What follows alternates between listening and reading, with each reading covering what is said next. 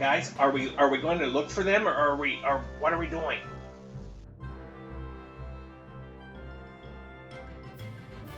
So you're back in the plan, cave. the plan was to go back. Are we back at the cave? You are in the cave, so you have made it okay. back into the cave.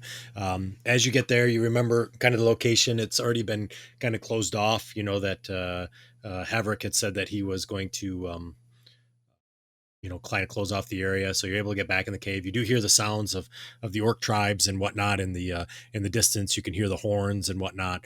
You did come up out of the fog just briefly, and as you did, you see that the wyvern is way far north of you on the other side of the building, sort of scoping along, sort of slowly circling around the area.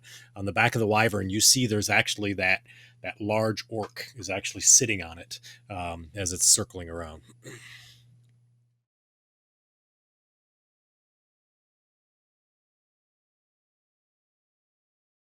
So we're going to wait here for Hef and Snortle to make it back, right? Stony? Well, I think we can give it a little bit of time, but I think we better get back to Coughlin's Crossing and warn them. Stony, did you see Hef go over the wall?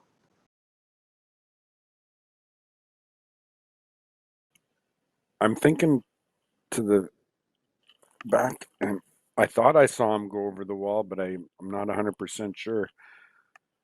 There were so many orcs coming over the wall at the same time. It was kind of hard to tell.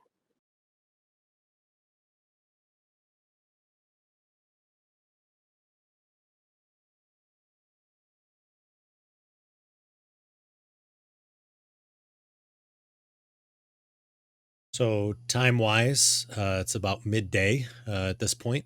By the time you guys had gone down, I think you were starting in the morning. So you do see that there's a sort of a dull haze of sun peeking through what are some high level clouds that are there.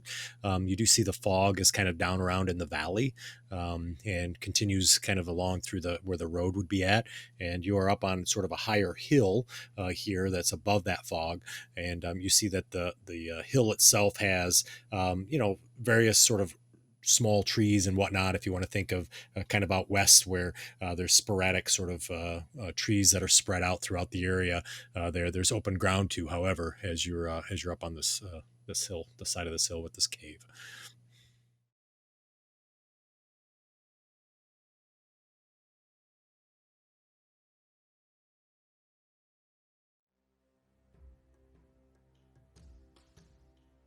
What do you think, Stony? Should we go to Coughlin's and...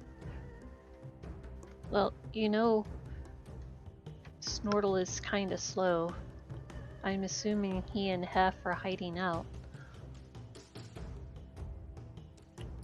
Was the plan before we... I'm trying to remember back to the plan before we left. Did we all decide up at the cave? Or were we just running? We were just running.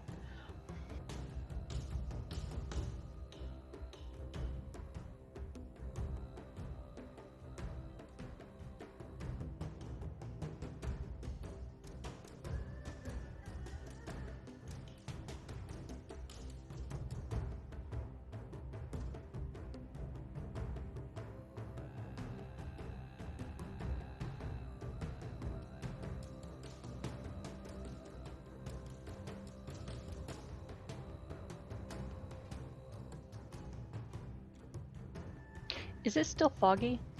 So it's foggy down in the valley. You guys are up above the valley, probably about 100 yards or so, and there's no fog here. You can see clearly across. You can see the castle that's there, and you can see the wyvern is on the opposite side of where you are of the castle, slowly sort of circling around, kind of searching towards the northwest or northeast. Sorry, it's the middle of the day. It's pretty much high noon. All right.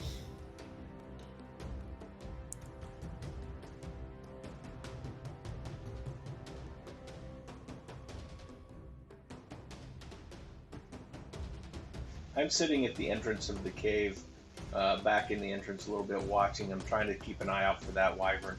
Yeah, sure. So go ahead and give me a perception check.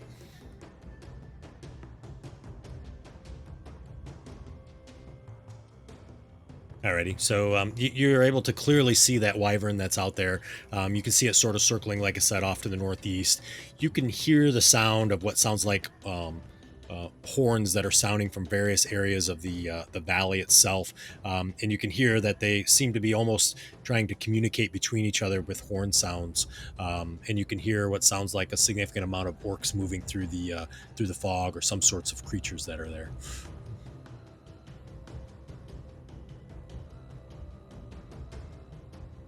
So we were traveling for most of the night, correct? I think you had actually, didn't you take a long rest in the cave beforehand? That was my impression. We did. Yep. And then you all had decided to go down there early in the morning. And that was kind of the plan, was to kind of go early because of the fog and everything that was there, if I remember correctly.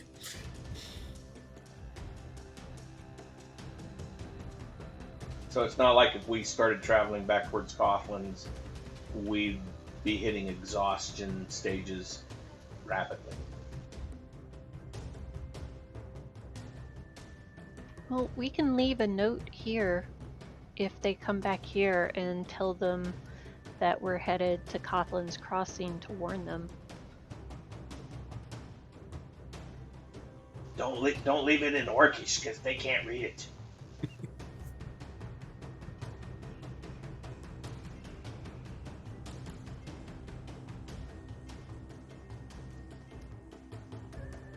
Does that make sense? Yes, it does.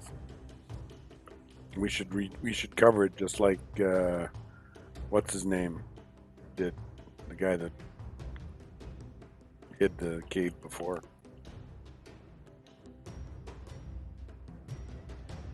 Can't remember his name. He's dressed in black, I think.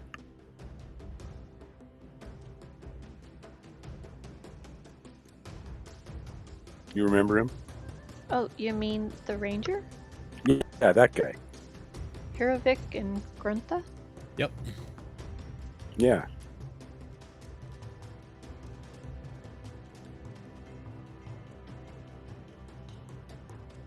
You guys see Chatter just starts crying at the door. You can hear sobbing, and his nose is sniffling. What's going on, Chatter?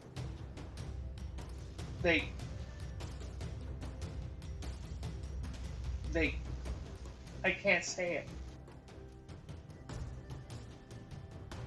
it. They threw Snortle's shell over the wall.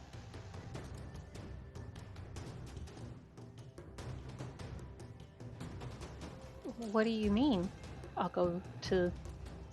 So as you go over to the door and look towards the castle, you see there's a lot of orcs that are sort of standing on the front battlement, and you can see sort of like cheering and whatnot. And as you kind of look, I assume, Chatter, you point.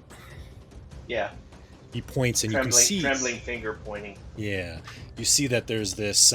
He points down towards the wall, and as you look, you see there's this small, looks like bloodied shell that's laying on the ground, and you see that there's just like stuff splayed out all around him from whatever that came from that shell, and he's laying on the outside of the wall, and you can see them all cheering.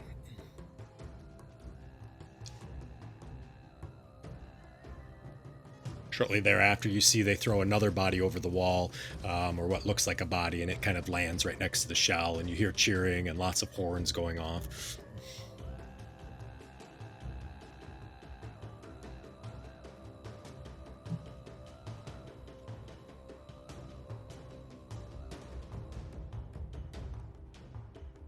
Well, I guess that seals it. So we're going back to kill them all? Yep.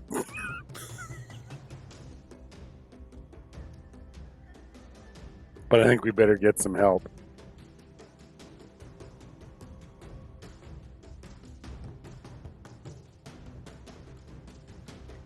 So you know someone in Coughlin's Crossings that can help us?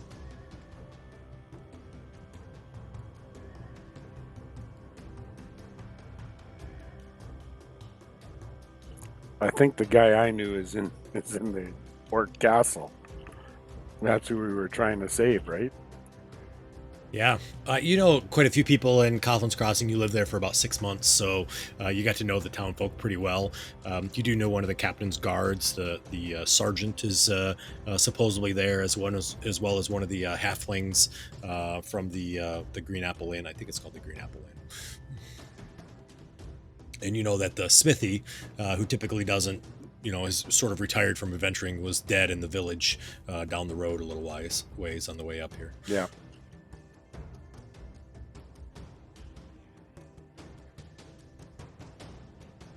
I think we just got to go back and tell the town's guard that that's all the orcs at Jarak are planning to attack them. Do we know that? Because Yep. I'm pretty sure that I seem to remember somebody named they said Hazar is happy that the orcs are joining them, and said something about meeting them up north. I didn't catch all of the details, but I did hear something about be there in 4 nights. So I don't know if they're headed to Coughlin's Crossing or if they're going north.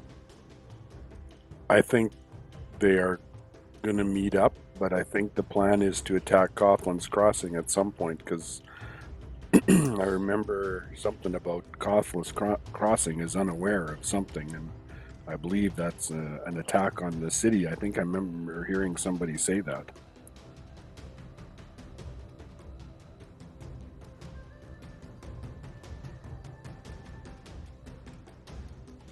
Something about Warlord Thrall. He has the Hammer of Grumsh, I guess. Yeah. I just don't like seeing my friends' bodies out there in front of the castle.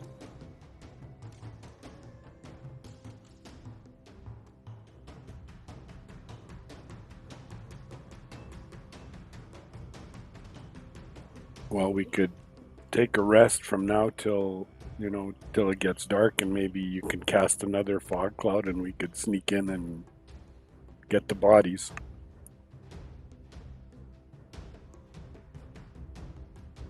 Or you and Jarak could sneak in and get the bodies. Well, I have a spell that gives us a bit of advantage when we're trying to be sneaky. It's called Pass Without a Trace. Ooh, that sounds cool.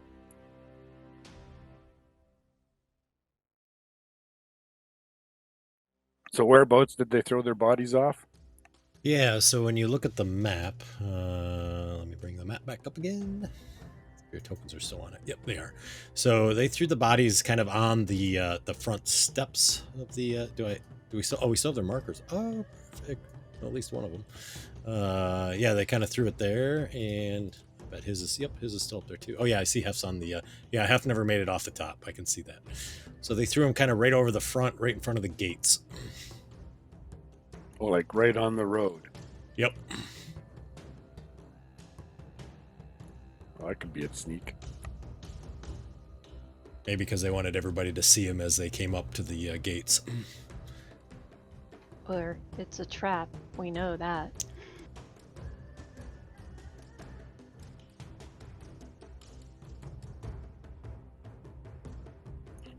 Do you think we could sneak up there and get them?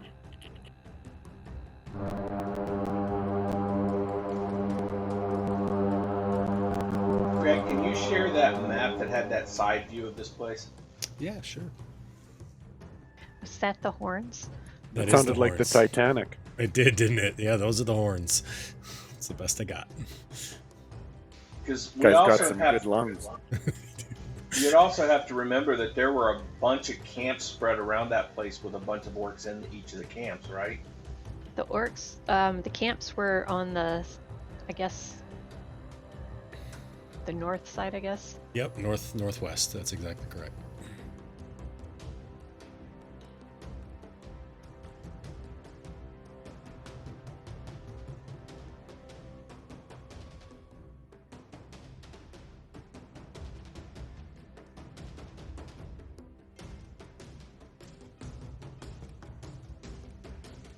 So on that map that you just shared, Yeah. Mm-hmm. Would the bodies be right where I'm pointing? Yep, that's exactly where they'd be. What kind of distance is that? Up the steps. Yeah, ramp steps, whatever that is. Yeah. So let's see. I can tell you. 20, 40, 60, 80 feet. Well, Stony, you're a Yes. half orc, and I can use my special disguise to make me look like one.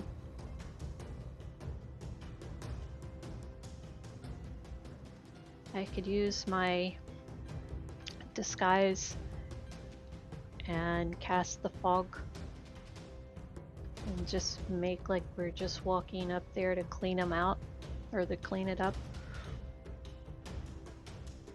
Or we could pretend we're bringing in a halfling prisoner. If anybody questioned us.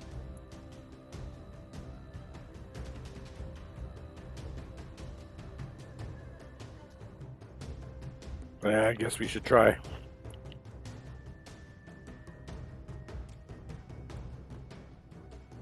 I could also try and sneak up there and tie a rope onto him, and you guys could pull him over the edge. Chatter. Yeah. You know, when we talked about sneaking, and to really sneak properly, you have to be really quiet. I can be really quiet.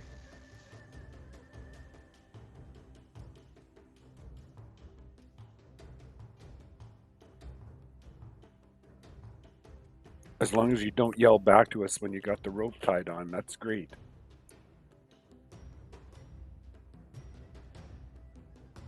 Like, just give it a little tug on it or something. Greg, it's 80 feet. When you say 80 feet, is that going up the ramp? What about vertical drop from that point down to the side? So it's 20 feet from the to drop down. Yeah. So at least where the bodies are, you can think of that as sort of being the flat area of the ramp going up to the gates. But it remains on the ground level map. It's flat until you reach the color and change between the two browns, and then it starts to slant down. So if I could go up that 80 feet, sneak up that 80 feet, tie a rope off, I'd only have to drop over 20 feet to get down. Yes, correct.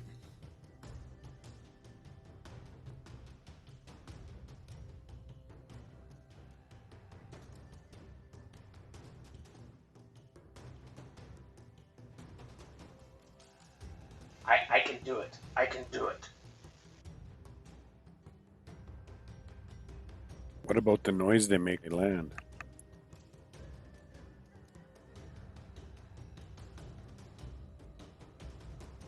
I don't have any way to cause a distraction.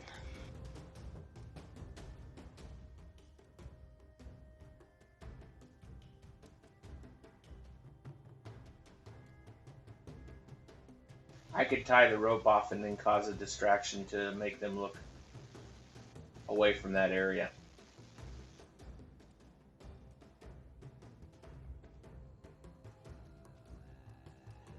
Chatter, I don't want to risk you too. I know, but there were adventuring buddies. Well, we're trying to save them. Well, recover their bodies anyway.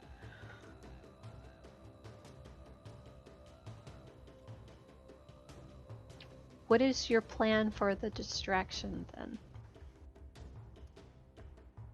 I will go on the other side and make a bunch of noise.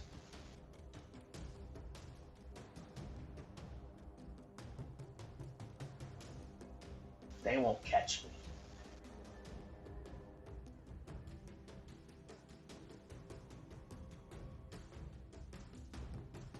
No, I don't think this is a good idea.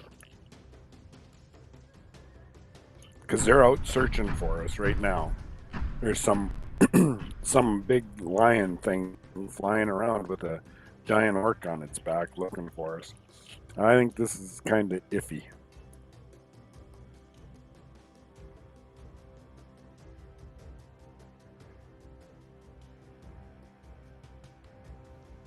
So you're okay with leaving their bodies out where the orcs will stomp all over them as they're coming and going? Well, I'm not okay with that, but I'm sure don't want to join them.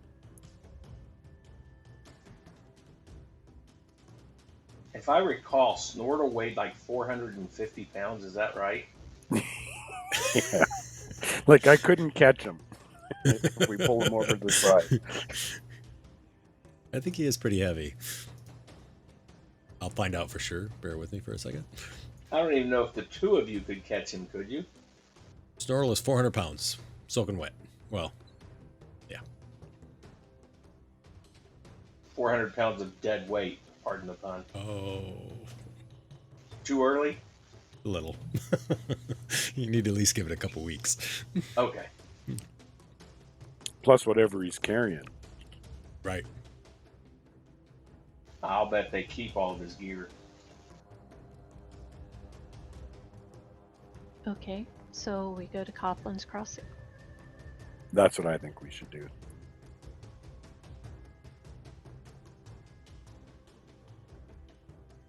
But if you guys decide that this is the right thing to do, I'll join you.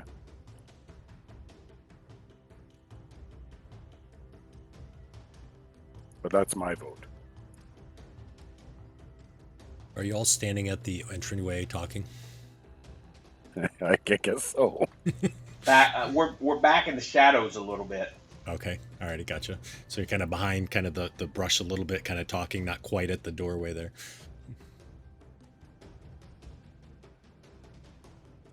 Well, the other option would be that we're standing right out in front of it with a big flag waving as we're discussing. We came forward just far enough to see the bodies on the Yeah, I got you. rampart. I just want to know kind of where you were at within the cave itself while you're discussing. That's all. I guess Coughlin's it is then.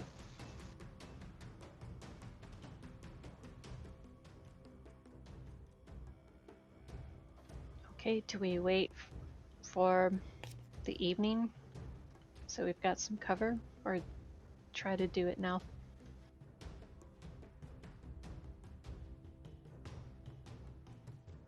How long till nightfall? So it's about noon now, so probably be about 8, 9, 10 hours, probably 9 hours, probably. So we haven't seen any orcs coming over in this area searching in this direction? So you haven't seen any orcs above the fog yet. You definitely hear the horns in the fog, looking around. It's almost as if you wonder if the wyvern is really sort of scoping out the landscape above the fog, and the orcs are down in the fog looking for you. But you have not seen any orcs come up the hill out of the fog. We could go now if we think we could make it without being seen by the wyvern up in the air.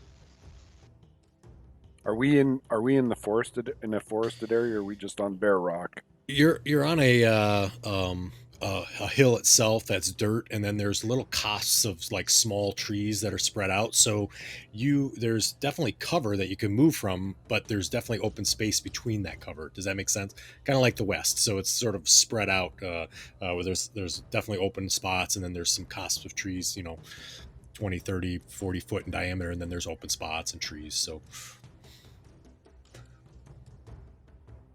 We better wait for the night. Let's take a long rest now.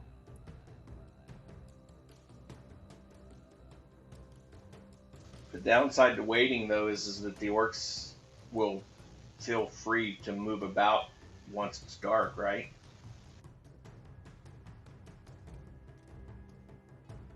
Because right now it looks like they're not wanting to leave the fog because maybe they're afraid people might see them and might alert other people.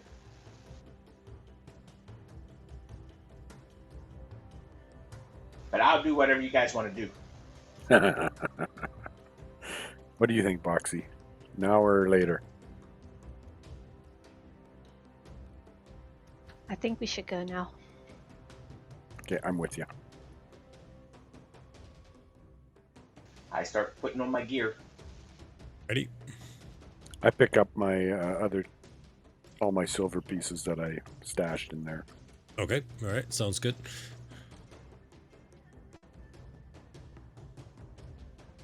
Good. How much did you say it was again? $23.93. All right, perfect. Thank you. I've still got it on my inventory. All right, good. Thank you. I'll take it off the other one. Is Boxy okay carrying everything?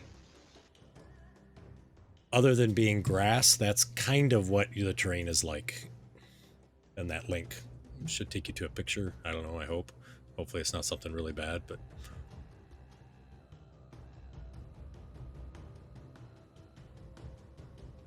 You see how there's like trees and there's open area and then groups of trees and open area.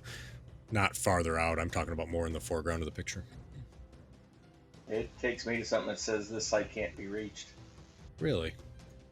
Same for everybody else? All right, never mind. I can open it. It was all right. Did you? Okay, gotcha. So yeah, the foreground is more what it looks like. The foreground is not quite. There's more trees than what it shows in the distance.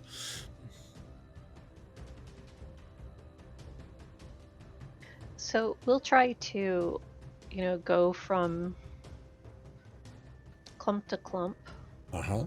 to give us some cover. Okay. And since this is, let me check something real quick. Yeah, no problem.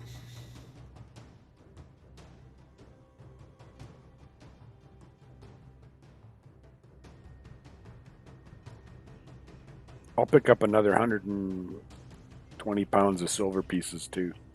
You want to pick up the silver or the gold?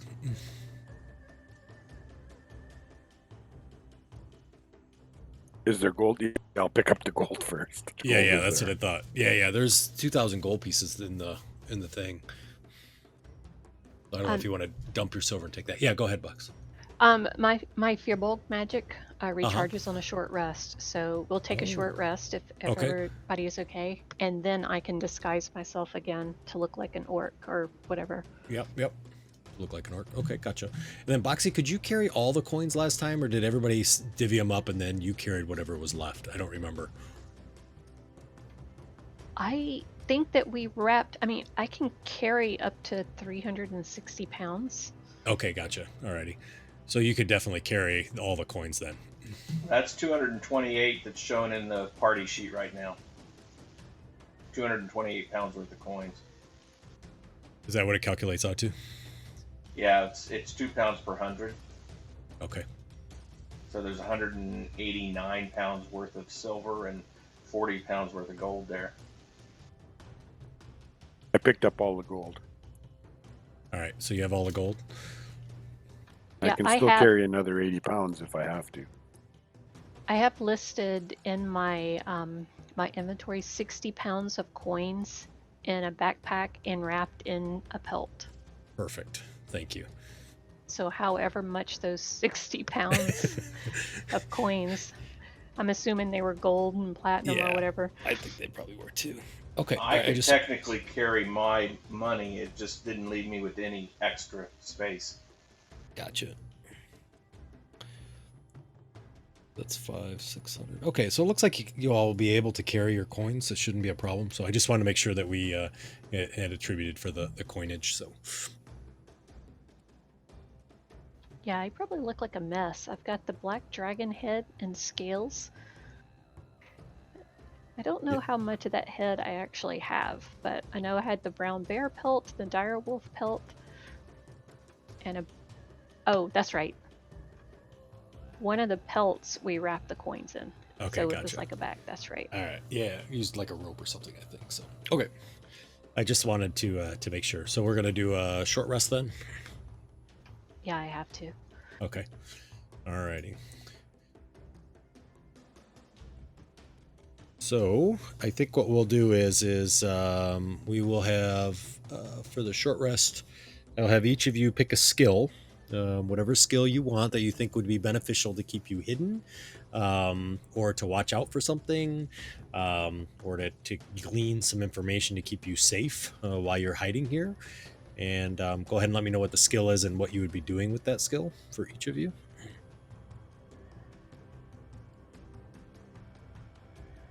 Well, since I don't really need to do much for the rest, I'll sit close to the entrance. Okay. And use my perception skills to try and keep an eye out for anything coming toward us and to see where the wyvern's going. Perfect. Why don't you go ahead and roll your? Oh wait, let me wait. I'm trying to use this more. I'm trying. And I didn't put hidden, but let's try it again. There we go. All right. So Chatter is going to kind of sit there and sort of watch and see how things look.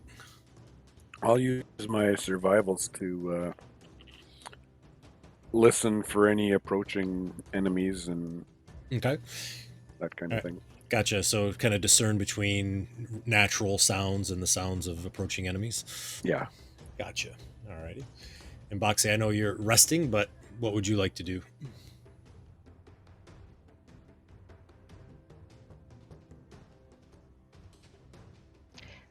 It's not a forest, right? It's just those rolling hills, like you yeah. said. Yep, Okay. it's hills.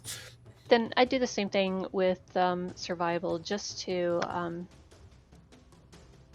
or actually just nature, just to see, you know, make sure Nice. that there's like nothing coming up. Yeah, that sounds great. So, yep, perfect. Thank you. All right, so all three of you passed, which is great. So, so there's no events that occurred during your short rest, and you're able to get through your short rest without any issues. As you continue to kind of move through that short rest, you do hear chatter. There, the sounds of the horns, and you can hear that the horns seem to be spreading out, almost as if they keep moving out into a direction, looking. For y'all, and you can hear the horns gradually going off in different areas. The wyvern continues to sort of circle around, pretty much around the base. It's the castle itself, and just prior to the end of that long rest, you see that it lands right on top of the battlements above the gate, and just sort of sits there and sort of like it's taking a rest with the orc on it. And you can hear all the orcs on the battlements cheering, and you now see that there's probably about 50 orcs that have lined the entire top of the battlements that are sort of looking out and taking a look.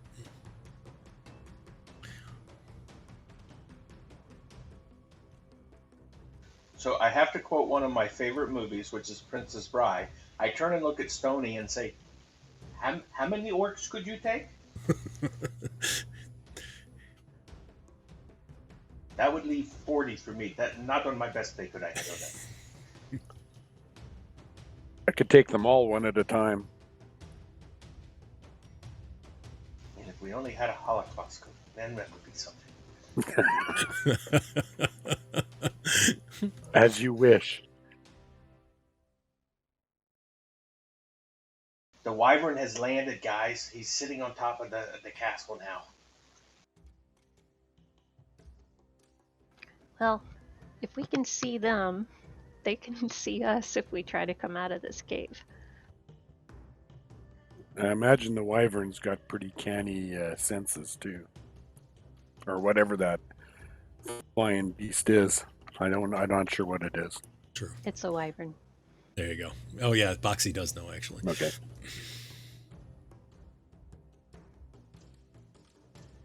Yeah, I never got a chance to tell anybody because we were so spread out. Right. So do you guys think that we could slip out of here and down without them seeing us? I mean, is there a way out of this cave or down into the woods that they wouldn't see us going down? I'm asking the survivalist because you did say something about there was a cospa trees or something or kind of around where we are. So would you be able to get down without being seen? Is that what I'm sorry, I missed what you were asking. I apologize. Yes. Would we be able to get down from the cave into the tree area without being seen? I think I'm asking Boxy and oh, Stone. okay, gotcha. Perfect.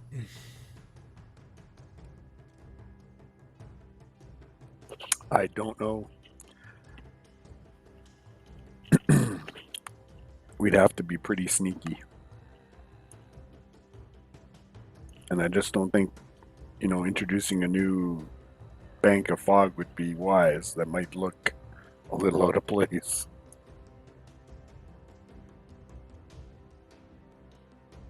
But we could maybe crawl down through the tall grass. I just like non-subtly look over at my pack. And I jingle with every step. If you're crawling, Boxy, you would look like a buffalo.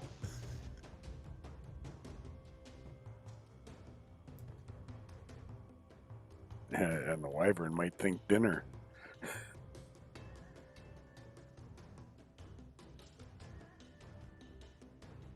If you think we should wait, we'll wait. Is this cave like, this is just a cave that's got a back and there's no other exits, right? Yeah, right, exactly. Remember from when you guys slept, you guys had gone back and explored. It kind of went in and curved so you could sit in there and have a campfire. Nobody know you were in there. But on the same token, it's sort of dead ends. It just kind of closes into a crack type of thing. I'll keep a watch on the wyvern, and if it starts flying off away from us, then I will let them know. Oh, okay, gotcha. So you kind of keep an eye on it and watch. As you do, you see that the rider gets off the wyvern on the wall there, and the wyvern just sort of sits there, and you can see a lot of the orcs around him sort of come around and are sort of patting him on the back and sort of giving him congratulations, and as they're doing that, you see he lifts up this stick of sorts, and you see these sort of magic missiles sort of shoot off into the distance, into the air. They just fire off, and they all sort of cheer as that happens. The guy that was riding on him is gotten off now. They're all cheering.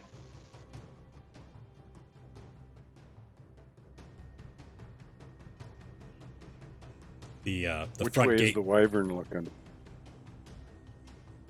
Good question. Asking Chatter which way the wyvern's looking.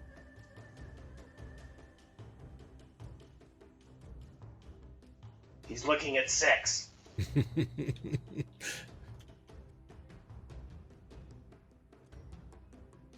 Well, I'm sure we're 1, so we should be good. He's looking. I guess that would.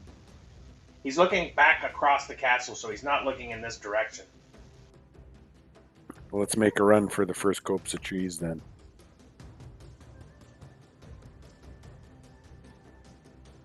Foxy. You first, Stony. Okay, off I go. All right, Stoney, I need athletics. How far is it? check. It's about 60 to 80 feet. So you can go ahead and give me an athletics roll to see if you're In able the to tower, run. or No, you can roll in the open. We'll do these in the open. you want that in? Yeah. Oh, yeah. Sorry, I apologize. Wait. Where's the button? It's not there. Oh, there. Did it I is. roll that? I don't know. I didn't see it.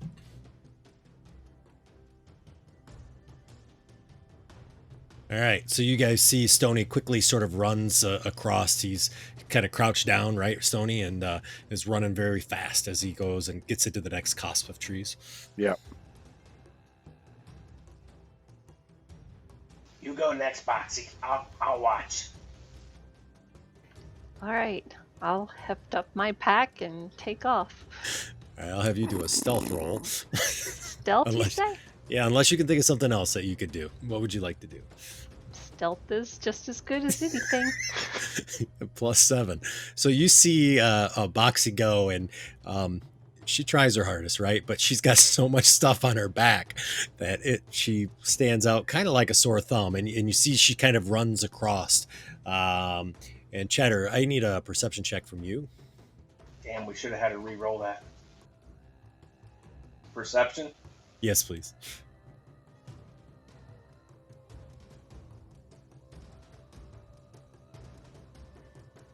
So as you look, you see the wyvern's head quickly turns and it looks towards your general direction. And you actually... Yeah, I'm go going to ahead. whisper, stop moving, Boxy, stop! You tell me to stop? I stop and drop. Alrighty.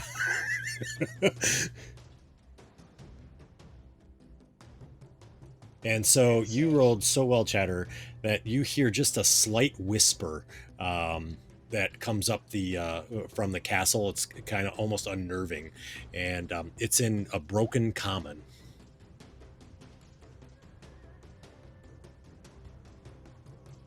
Boxy, you drop down into the dirt there, trying to blend in as best you can. Yep.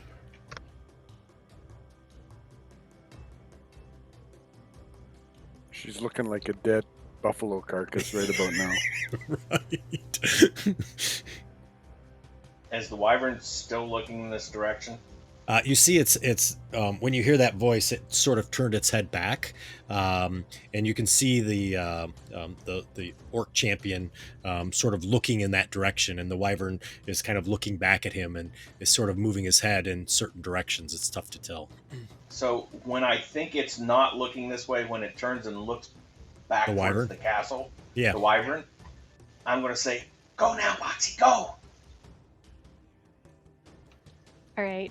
My athletic speed allows me to use 5 feet to Ooh, nice. stand up instead of half. Awesome. Oh, that's really cool. All right, cool. So, you spring up to your feet and run the rest of the distance. I sure do. All right, gotcha. So you run to the rest of the distance to the trees that are there, and Chatter, as you watch, you can see there's some discussion and whatnot, and you see the front door gates open, and you see a large ogre coming out, and he steps on the shell of Snortle, and You did not have to tell me that. and yeah, you even hear a loud crunch up in the trees as the shell cracks, and he and 3 orcs start making their way down the bridge, and they look up towards the battlements, and you see the orc points in your general direction, and you see he goes running down the bridge with the orcs. All right, I'm going to try and quietly as I can move down to join them. Okay. I'll use a triple move and move at like half speed. If that would get me close to them. Yep, sure, absolutely. So yeah, we'll say that'll get you to him, and enough where you can try to be sort of sneaky, stealthy, kind of hide, and you're a halfling, so you're half the size, right? Yeah, hiding in the shadows. Yeah, so I'll have you. You're able to do that. You kind of zip through the grass and whatnot, and you see that in certain areas, the dirt. You see that he's able to kind of dodge behind some small little boulders and things like that, and he quickly makes it over to the trees to you. Guys, there's an ogre and some orcs coming in this direction. How many? 1 ogre and 3 or 4 orcs, I think. Did the wyvern stay where it's at? Yeah, it hadn't moved.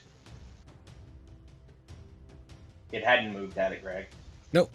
Nope. And as you look over, you see the wyverns there, and you can see that the celebration on the parapet has stopped, and you see several orcs are sort of running towards those steps that you remember. I think if we're going to go, we need to go now and try and do it in the tree so they can't see us. Okay, let's do this now. Well, we'll stay as much in the trees as we can. Gotcha. So you guys continue to kind of move through the trees and try to get through. After approximately 3 or 4 costs that you move through. Now my question is, I guess that's the question I have to ask. So in general, what direction are you going? Are you trying to head back the way you came, or are you heading in a different direction? Yeah, we're heading towards Coughlin's Crossing. Whatever. Gotcha. Yep. And remember, there was a road that was down there in the valley. You remember that road? And so I guess the next question I have is that still covered in fog. And you guys had kind of, with the ranger, had come up and over hills and things. You didn't follow the road, if you remember. So I don't know if you guys want to try to do the same, or if you wanted to get down into the fog for cover to get around. That's my question, I guess, is which direction are you generally working? Going from tree to tree, moving across the hills, or are you going to head down to the fog for cover and then move following kind of the general roadway? Yeah, whatever the quickest way to the forest is. Yeah, I think it's more urgent right now. Perfect. Okay, so you're going to be kind of going cost for cost over the hills and things like that. Yeah. All right. Sounds good. I just wanted to be sure that I had the quickest right way we can. Yep. I think. Okay. Gotcha. So you guys continue to kind of move across that way. So we have a couple options here. So we can either have everybody do stealth if you want to see if you're able to continue to be stealthy, or if you don't want to do that, we can continue to do certain roles for each of you, being a different role. I don't care. It's up to you all. We need to be as quiet as we can. What about your pass without a trace thing? Can we try that? I need to rest before I can cast those type of spells. Rats. Okay. You shouldn't have told me about it. Got my hopes all up.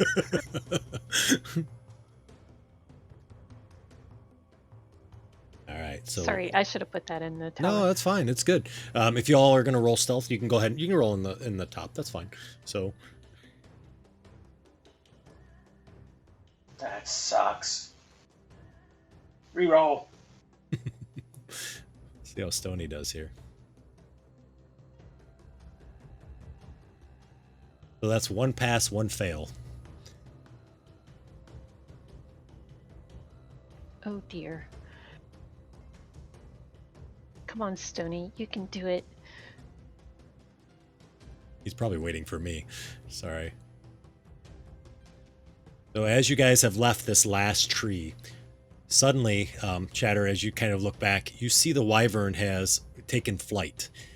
And you see he does have that orc champion on his back. And you hear this loud call that comes from the orc that's flying. And you guys can hear the horn, right? And you I rolled it twice, sorry. That's okay. Do I get the feeling that they're coming in this direction or they're coming straight toward us? They look like they're coming straight towards you. Okay, we need to find a place to hide, it looks like, guys. The wyvern's up in the air.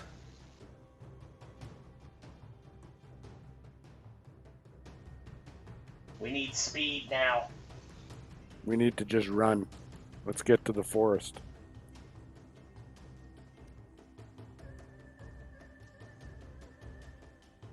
How far are we away from the forest at this point?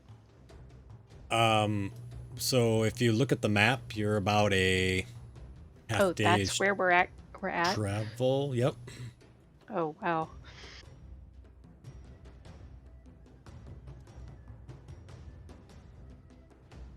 So the ones on foot I'm not concerned about. It's the wyvern that I'm worried about. Well, do you think we can hide from it? No. If we keep moving in the trees, it'll have more trouble seeing us, right? Right. Problem is the open spaces between the trees. So again, just to give you an idea of what the map looks like, pretend there's not a road in the middle of this map. And that's kind of what it's like. So there is cover, right? But there's definitely open spaces between.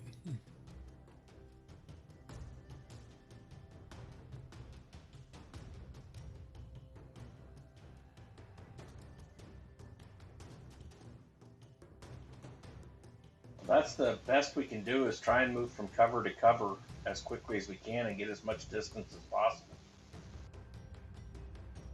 Unless you I guys agree. see a place that we can hide.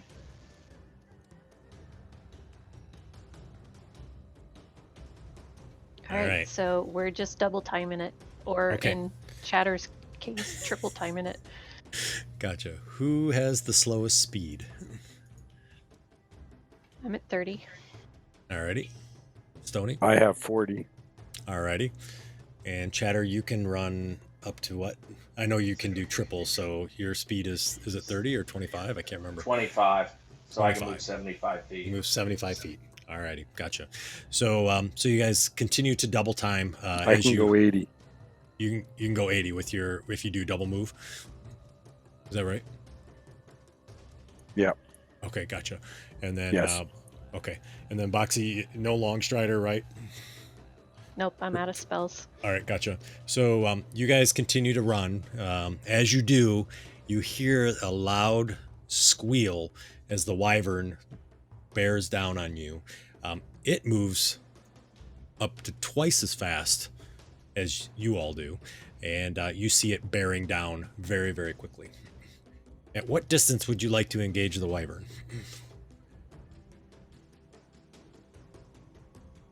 When it's about 16 miles away.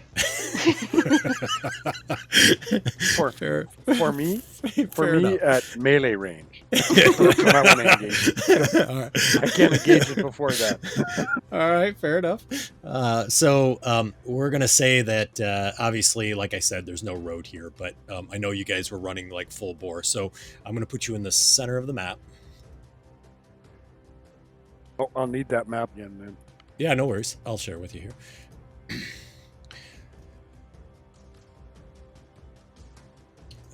That'll kind of give you some idea of where we're at on the map. And then the real question is, yeah, like I said, when you want to engage it. That being said, though, they may engage you before you decide to engage them. But I was just curious on what distance you would prefer to try. I am going to engage them when they're at least 150 feet away from me. All right, gotcha. I say we get to the nearest bunch of trees. Yeah, to let's the make nearest it- bunch of trees where it's going to be hard for the wyvern to get us. Is that trees or bushes there? You can consider these all trees. Then whatever would make it harder for the wyvern to get a line of sight at a distance on us. Okay. It's easier for Boxy to shoot an arrow out of trees than it is for it to come in between everything, right? Yeah, I would think so. I'm going to say, get behind me, Boxy. Get behind you? Which direction is it coming from that way? Yeah, we'll have it coming from that direction. Doesn't matter to me what direction, actually. Oh, in that case, I want to be over here and try and hide. Okay, sounds good. You definitely can do that. I'm going to take him off real quick. I just have to fix him.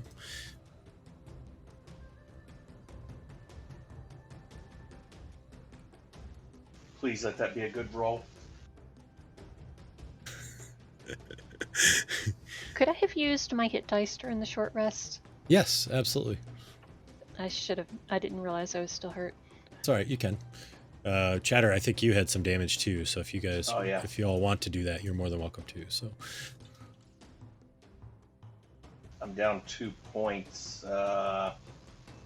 Did we get any back for that short rest? We must have, didn't we? Yes, you did.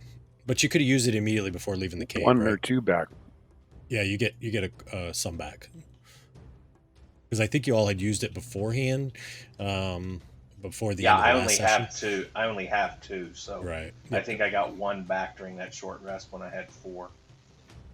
I didn't use mine. I know I didn't. Yeah. Okay. Gotcha. I'm not going to because I'm only down 2 points and I might need that extra hit die roll later. Okay. True.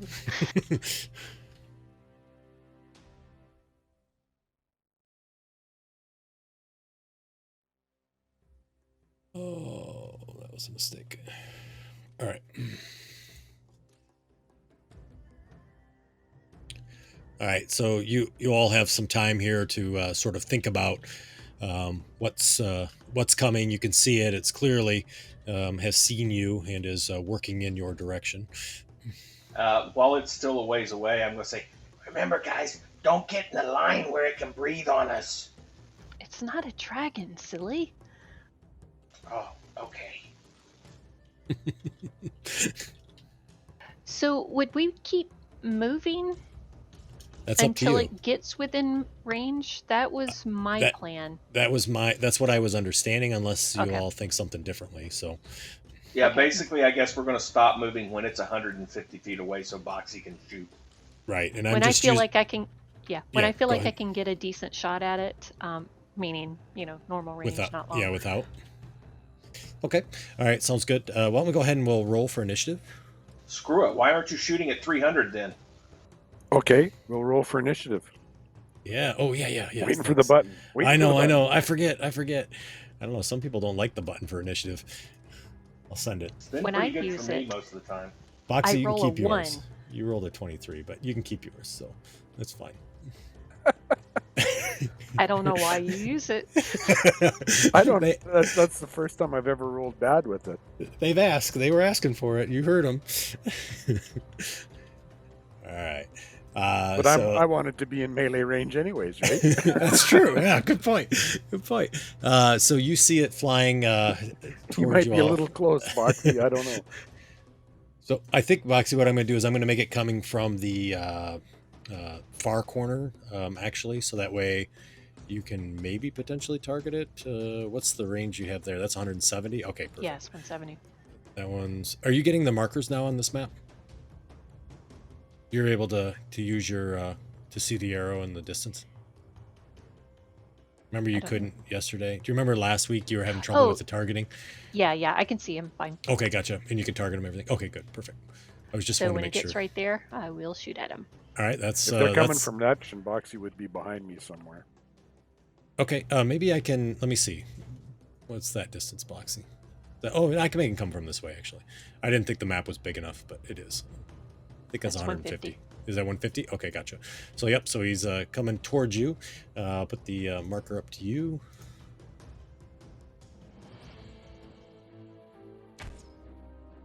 Nice. That's a hit. So you're able to hit that wyvern. Did you get errors? No, I'm not getting errors. I'm just getting a lot of disjointed sound. Yeah, it's probably the music and stuff. There's music. Smart Alec. That's my line. Nice, Bailey. So, Boxy, you take a couple shots, hit the wyvern. Chatter, anything for this round? You're hiding, right? Yes. Alrighty. I hope I'm hiding. I think I'm hiding. Okay. I'll have you advance. Just as a note, the Colossus Please. Slayer with the on turn works perfectly. Do you like it? Good, perfect. It's really neat, isn't it? Yeah, because the first time he wasn't hurt and it didn't roll, and the second time it did. Perfect. That's awesome. Good. I'm glad to hear it. So, you see Razor sitting up there also has a bow. His bow is a bow that you have seen before. It's the same bow that was handed to him by the whoever was flying that red dragon. And you see he takes a shot at you. And you see the arrow misses, and he takes a second shot. And misses with the second. Keep track of where those are, Boxy. You might need them. Oh, I forgot to lock the tokens. Keep track of where they are.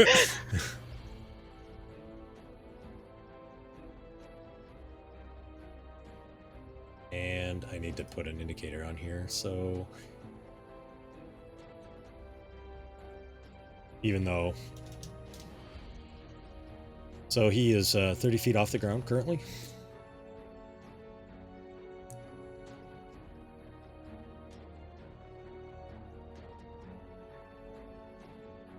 Yep, he's got room. And so as his action, he flies and lands right next to you two. And comes down on the ground, Stony. So he's on his back, just so you know. So I've got him kind of off, but he's on his back. I'm going to move him over so that way, well, actually they're together. So yeah, that works.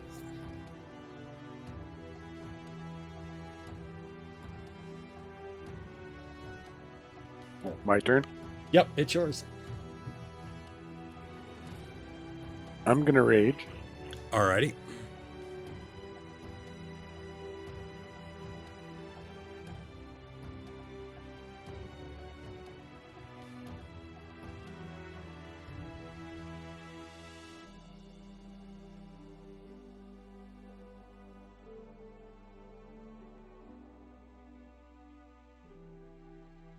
And I'm going to reckless attack him. All right. Does that mean both my attacks are with advantage or just one? Nope, it's both, I think. Yep.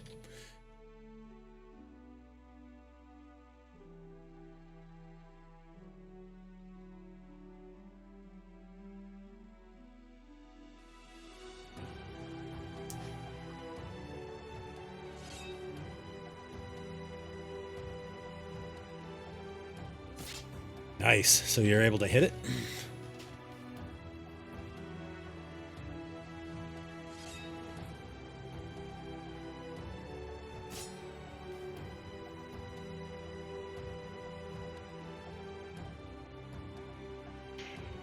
Alright, I am going to drop my bow. Alrighty. Work around to the other side of them. Okay. Because he's on the ground, right? Yes, the wyvern's on the ground. Yep. Pull out my short sword and swing at him twice. All right. Nice.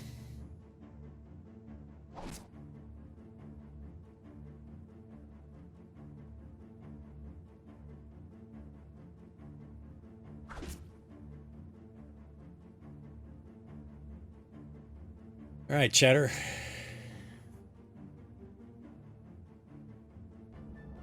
I come running up there. I have to use my bonus action to add to that movement, Oh yeah, I saw that. Yep. and then I'll take an attack at him. Yep.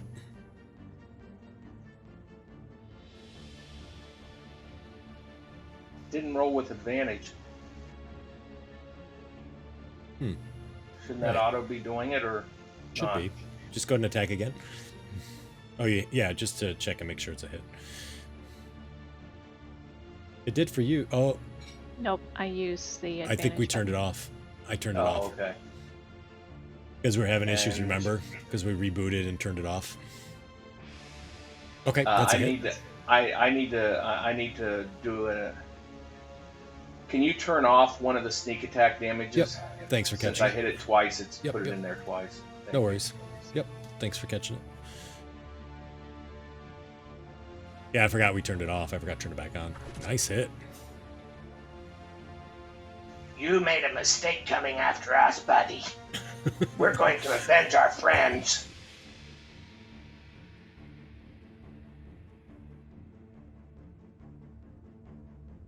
Browser jumps down. As he does, you see that he drops the bow on the ground. Now, this is the first time you guys have been able to see this bow. So this is a longbow, and on this longbow, you see it's a black ebony longbow, and you see there are 7 small gems embedded in the handhold. And each one is a different color of the rainbow.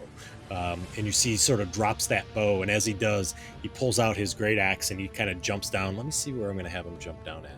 I'll have him jump right where he's at. How about So he 200 yards away? That would work for us, wouldn't it? he jumps down right there, and he looks at you and at you, Stone. He says, "I thought I dealt with you before," and takes a swing with the great axe. He hits. Oh, you did reckless. That's right. I forgot. Yeah. Oh, this is coded weird again. We'll see how this goes. Okay, it worked. All right. And so using his Grummish Fury.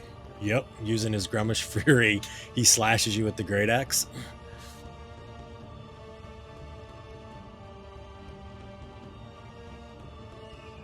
Woot! And he misses with the second swing. All right. As for the Wyvern, he recognizes who did the most damage to him, and he takes a bite at Chatter.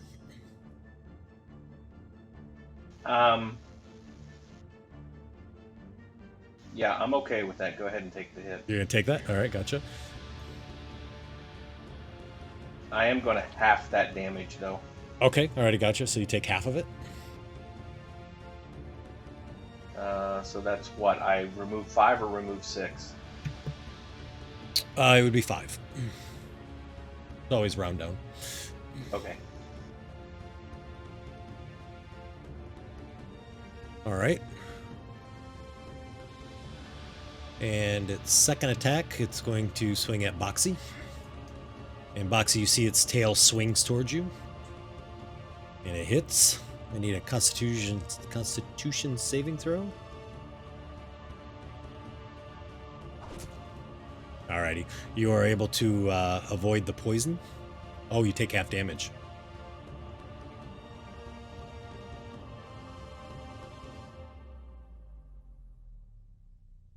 Stony. Well, ow. Yeah, right? We need to kill this thing. What do you think I'm trying to do?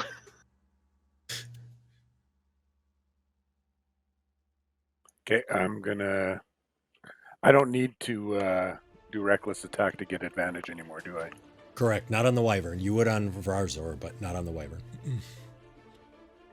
Or Wyvern. I don't know how to pronounce it. That's a hit. Nice. Ooh. I should have advantage on that, so I'll roll. Oh again. yeah, you're right. Yep. Thanks for reminding me. Why didn't it roll the fumble table? No, go ahead.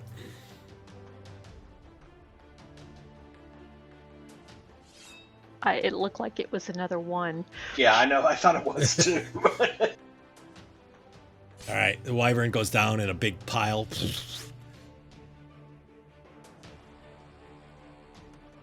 And I look at what's his name, the big fat orc, and I say, "You're next." All right.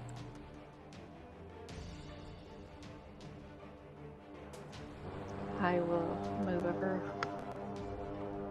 to the other side. As you say that, you can hear the horns off in the distance. This is for my friends. Nice. That's a hit. I don't know if you had him targeted. I didn't.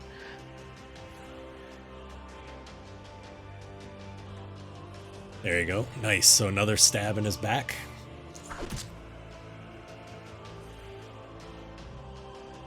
And I'll take a step. Alrighty.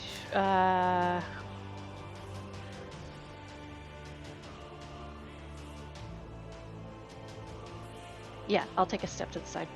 Okay. Sorry. That's all right. Excellent tactics, Boxy. I'm going to run over here, kind of in between his legs as I go, and I'm stabbing upwards. Alrighty. Sounds good. This is for Snortle and Heth.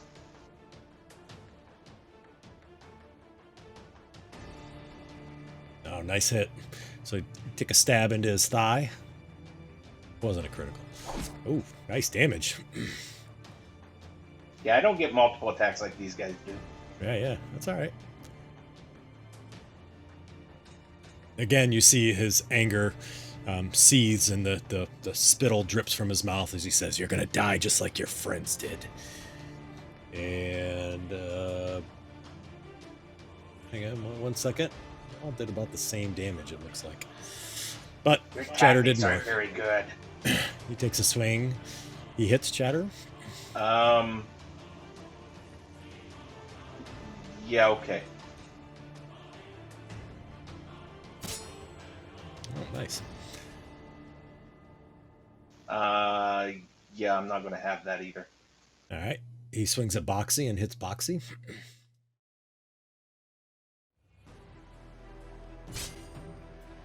Ooh, nice low rolls, right? Stony.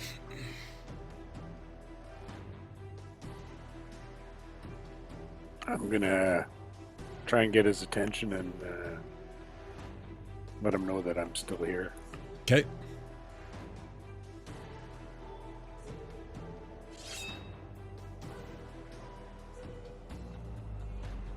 Keep circling nice. him, guys. We're going to get him. I say you shouldn't have turned your back on me. Nice job. So you get to turn the tide. Oh, roll at advantage. You should roll again. I didn't have a chance to put it on you in time.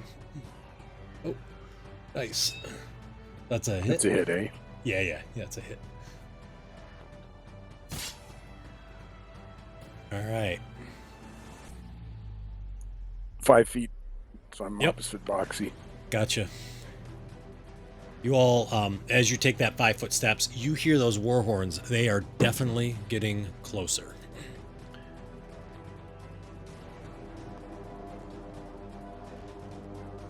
I did all that damage and it doesn't even look like a discounter.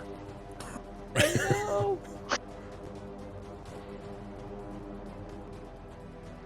right, I'm doing it.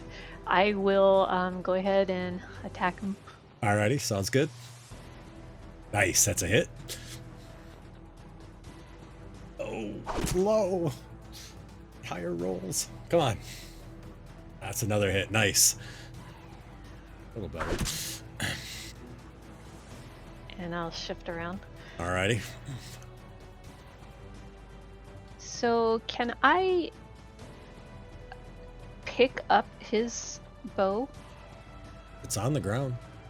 I pick it up. All right. As you pick it up, you feel that this is the most balanced bow you have ever picked up in your life.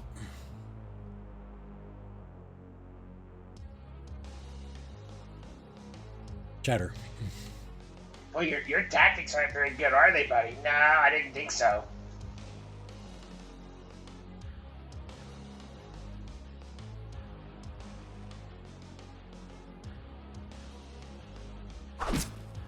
Damn, nice roll. Holy smokes. Can't touch this. Wow. He immediately sees Boxy picks up his bow and he goes, "Give me that back!" He takes that great axe and swings and misses. And he swings with the second time. And he hits. And you see the bow goes flying another 5 feet, and Boxy literally collapses down with all the gear and everything on her back, and she's sort of laying there on top of this bag of coin. He cackles out. Do you have a potion there? Got a good berry.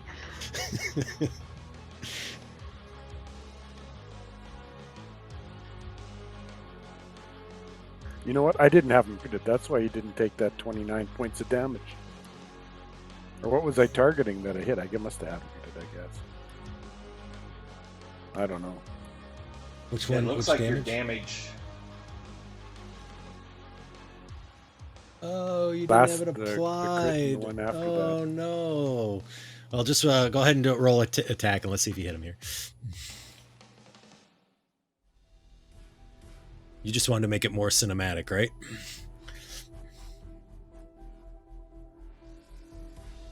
Yeah, Oh my god. this is good. What did you do to Boxy, you big porker? You see his big grin smiling, not even paying attention to you, right? Nice. And as that goes, he collapses down. I grabbed that great axe. Oh, okay, Hit him all right. again. Hey, I'll hit him again. All right, sounds good. Have you not played in campaigns with me? Nice, that's another hit. There you go. Don't stop attacking until the DM takes the token off the back. Nice. So you go ahead and hit it. As Chatter, as you're, or Stony, as you're standing there and his body goes down and you look over Chatter, you see in the fog, there's 3 orcs and an ogre that are now running up the hill. They're probably about 350 yards away, but you can see them running up the hill out of the fog. Chatter, stab this guy. I'll grab that great axe. Feed Foxy a Do I roll berry my and death let's save get the heck first? out of here. Yes, please. Oof. Nice. Alrighty. So Chatter, go ahead. Nice I'm job. going to feed her a good berry. Oh, okay, gotcha. So you're gonna reach over, give her a good berry. And then I'm running over to pick up her bow that she dropped, which was the bow that he had. All right. And I'm saying, come on, guys, we got to get out of here. So I feed her a good berry, I pick up the bow, and I say, come on, guys, we got to get out of here. The ogre and stuff are coming. And I grab that great axe and we start running. Alrighty, gotcha. All right. So, yep. Go ahead, Boxy. I'll pick up my pack and my bow and start heading whichever direction they're talking about. Alrighty, that sounds good.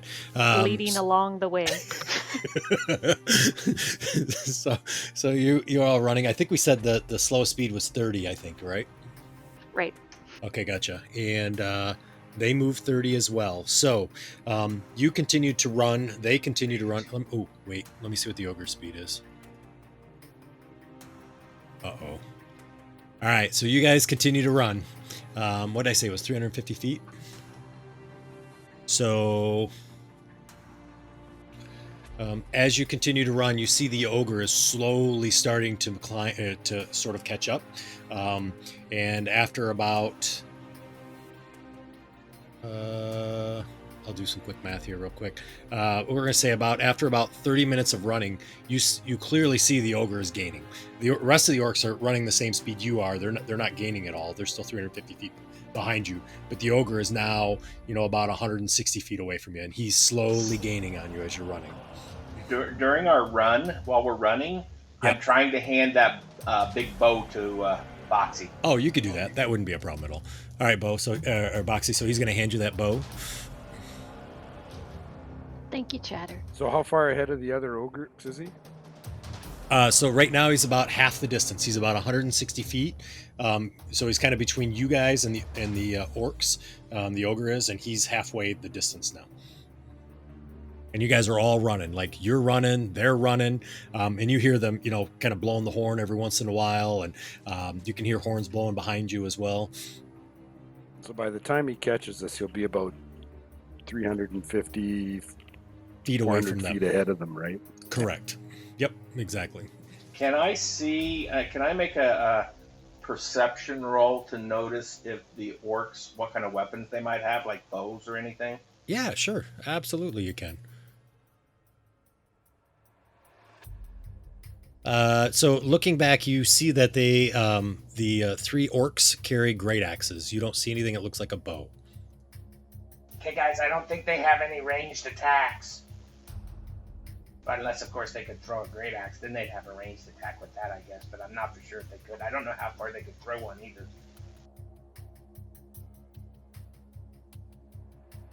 I'm going to say, judging by the heft of these things, you probably couldn't throw it very far accurately. Correct. You're absolutely right. What do you think? How are we going to do this? We're not outrunning the thing. It's catching up to us. We just got to keep running until he's as far ahead of those guys as the others to give us as much time to kill him as possible. And Boxy, Okay. you got to get it ranged on this guy. I agree. So you guys are going to continue to run from the ogre until he gets within range, and then Boxy's going to continue to run, or are you guys going to stop and take him on? I guess I was confused by that. Well, stop. I'll stop and take him on. Boxy's going to keep going. Okay, I'm going to keep going to get out of melee range. Gotcha. Okay, alrighty, gotcha. All right, that makes sense. So, yep, go And ahead. I'm going to spread out just a little bit farther from Stony. Okay, and Boxy, you run the same speed as Stony, right? Or you're the slowest of the group? Yep. You run 30? Okay, gotcha. Alrighty. So Stony and Chatter, you guys could sort of move away from Boxy a little bit here if you wanted to. And then obviously it's going to be once the ogre gets close enough and you guys decide that you're gonna stop, right? How about we give her like 20 feet? Sure. Yeah, that's fine. And then I can just, on my turn, maneuver around. Gotcha. So as soon as he gets to about 20 feet of her, that's when you guys would sort of stop and attack. Okay, gotcha. I think I've got you at 10, 15. Yeah, as long as he can't get to her is the main thing. I'm going to put you guys like this on the map because I think that'll be easier because that way you guys, yeah, there you go. That way you can move if you need to. You don't see anything else in the air necessarily, but you do continue to hear those orc horns blaring off in the distance, because it does sound like they're sort of rallying some troops to come up the way. So the ogre is going to be right there then? Is that your thought process? Well, I had a real quick question before you moved him up there. Yeah. Since you moved us up close to the rock, is it possible for me to try and hide behind the rock so that he couldn't see me and get a surprise attack when he comes up? Oh, I see what you're saying. So yeah, you guys would be running by rocks and trees and things like that, because essentially you're kind of running, right? So the board is moving underneath us here. But if you wanted to continue to run until you found a rock and then try to hide behind that to get him as he comes up, sure. Yeah, I'd like to try and get that if I could. Okay. Maybe if Stony moves a little, like 5 feet farther up so that he runs past me. And your speed is, you can bonus action run, so you actually move 75 feet total, correct? Correct. So the way I would picture that is you would run ahead, find a rock where you think it's going to be about the right spot, right? And then you're going to try to hide behind that rock until the rest of the group catches up to you and passes you. And do a surprise sneak attack as he's trying to run past me. Right, I gotcha. Okay, yeah, sure. I like it. Sounds good. Go ahead and give me a stealth roll. Perfect. Sounds good. So you kind of reroll ones. Remember, I reroll ones. We got that in there already, remember? It automatically rerolls. Oh, right. Yeah. I forgot Yeah, about yeah, yeah. that. Yeah, it's in there, so you don't have to worry about that. All right, so you guys continue to run. You see this ogre is just barreling, right? He's got his arms pumping, and he's got this great club in his hand, and you see he's got some javelins in his back, and he's running. All right, he saw his dead champion that he passed as he was chasing you. The other orcs are trying to keep up too, and you see Chatter kind of dives behind a rock and gets ready. I'm taunting him too. The closer he gets, I'm taunting him. All right, sounds good. So you're kind of taunting him and everything, and like, come on, come on, come on. We'll re-roll initiative. If you don't want to use the box clicker, you don't have to. All right. Yeah, see, Boxy's figured. Oh, you used it this time. Everybody did. Look at those rolls. That's awesome. Wow. That's great. All right, so so it continues, and it runs right there. You see it just goes barreling past your Chatter, or past the rock. You see it's running as fast as it can, and doesn't seem to notice you at all. I will attack it from surprise. That gets me advantage, right? Yeah, It does. Yep. You should have been looking the other way. He says before he strikes. Stop adding give it a things little up when I'm trying to drop the die on it. Right. What's that? For some reason, he's looking over his shoulder. I don't know. There we go. He's running upside down. I don't know. All right, nice. That's a hit.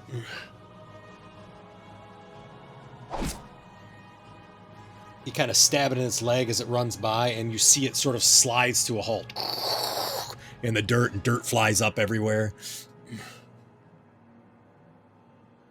All right, Boxy, so you are there. Do you want to stay there, or you want to move? Oh, no, Chatter, I am I'm sorry. going to continue to move away. Chatter, it's your turn. I apologize. I spoke beforehand. Sure, go Now, ahead. this isn't a new round, right? No. This is the same round I attacked. Yes, correct. Okay. I feel like I'm kind of hidden behind that rock a little bit from the other guys coming, so I'm good with where I'm at right there. All right. I will give you all wait a a minute. hit. No, actually, I'll move up to here. Okay. So these other three will be there on round 5. Boy, you This kind guy will of be dead smell. by We, then. Yep, we can probably smell right. you coming. All right, Boxy. So you're running up to there. Well, which way were we going? Were we going You were- north? Nope, you were going right to left. Okay, so I'll continue that direction. Alrighty. Double act, double move, or just a single and take a shot? I'm just going to take a single and shoot. Yep, perfect. Sounds great. I'm going to use that longbow. Yeah, absolutely. It's in your inventory.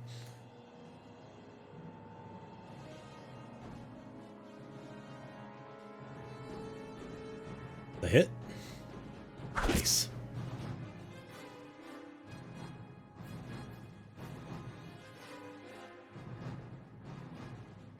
Nice.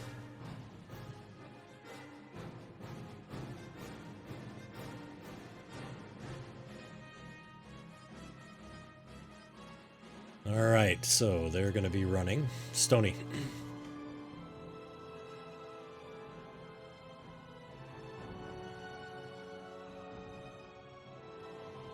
I'll move to there. Okay. Gotcha. Sorry, I keep forgetting. Yeah. Oh, good. Oh, another crit? Holy smokes. Oh my god, this dude's toast. If he wasn't already. Nice. Oh my god. Nice job. What does that give him? He's paralyzed. I'll put it on him real quick before you do it. But Paralyzed. yeah, yeah, he's paralyzed. So yeah. You see, he kind of stands back. You just stab him in the back, and he's flailing his arms all over the place. Yeah, paralyzed means auto crit, right? It does on melee. Yep. You have to hit them, but That's yeah. true. Yep.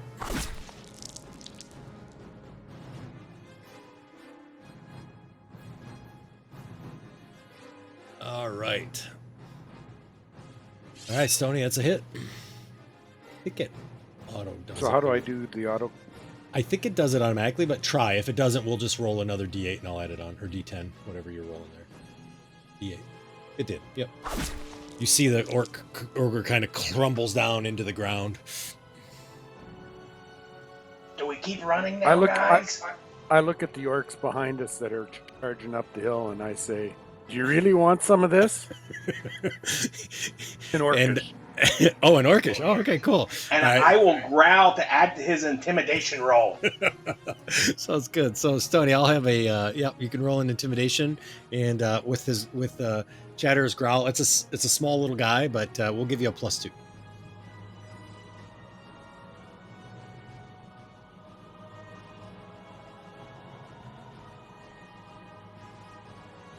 Because they've already run past the body of the wyvern, the body of their boss, and now they see the ogre going down. Nice. So let's see here.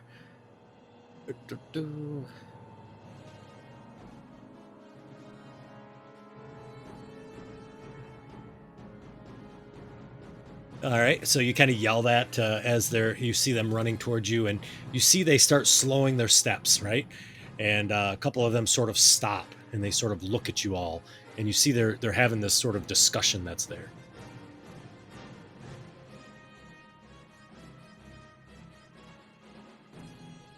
I say, you better run on back to your pals and tell them to stop, or we're gonna kill you all, and come back and get our friends' bodies, and then we'll kill you all again. And they continue to talk, I'm doing my best, Clint Eastwood. Boxy, I'll kill your families too. Boxy, show them what you can do at distance. So you hear off in the distance, there are still sounds of horns, but they have stopped. They literally are standing there talking amongst each other about 360 feet away.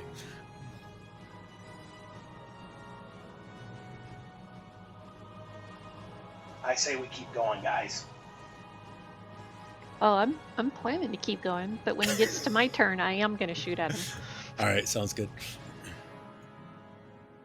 Oh, sorry. My bad. I didn't realize it was sitting on my turn. I was so excited about the ogre being dead. What's the range, the longest on that longbow? I forget. Is 600. 600. Oh, yeah, you can take a shot. Do we have you out of the distance for it, though? It's more than 150? Yeah, I think it would be at disadvantage, right?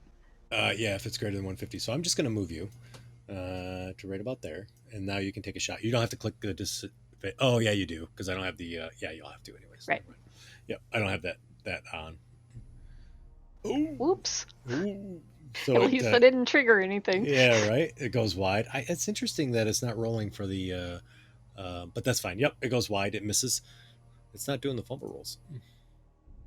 Yep, go ahead. Oh, right. I have another shot. So I'm just shooting in their direction.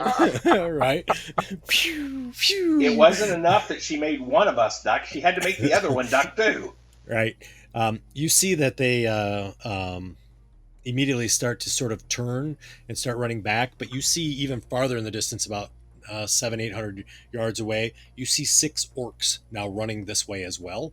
And you can see they're sort of running towards each other at this point. Let's get moving, guys. Let's go. I'm going to start running back the way we've been going. Alrighty, gotcha. And I'll pace myself to stay with Boxy so I don't outstrip her. All right, sounds good. So you all continue to run, and run indeed you do. And so despite running for a long period of time, at some point, you kind of get winded. So I need you all to make Constitution saving throws for every hour you run. I would just run until we can't see him behind us anymore and then walk. I would say that's what we would do. Okay. All right. Gotcha. All right. I see. And so... Should we change directions, guys, after they can't see us? Yes, that's a good idea. All right. Sounds good. So, Boxy, I need a survival roll to make sure you don't get lost in the foothills. It's not I a can forest. help her with that. Okay, yep. Go ahead and you can roll as well. Not a forest yet. Alrighty, so not that Boxy needed any help, but I'm sure she appreciates Stoney's work.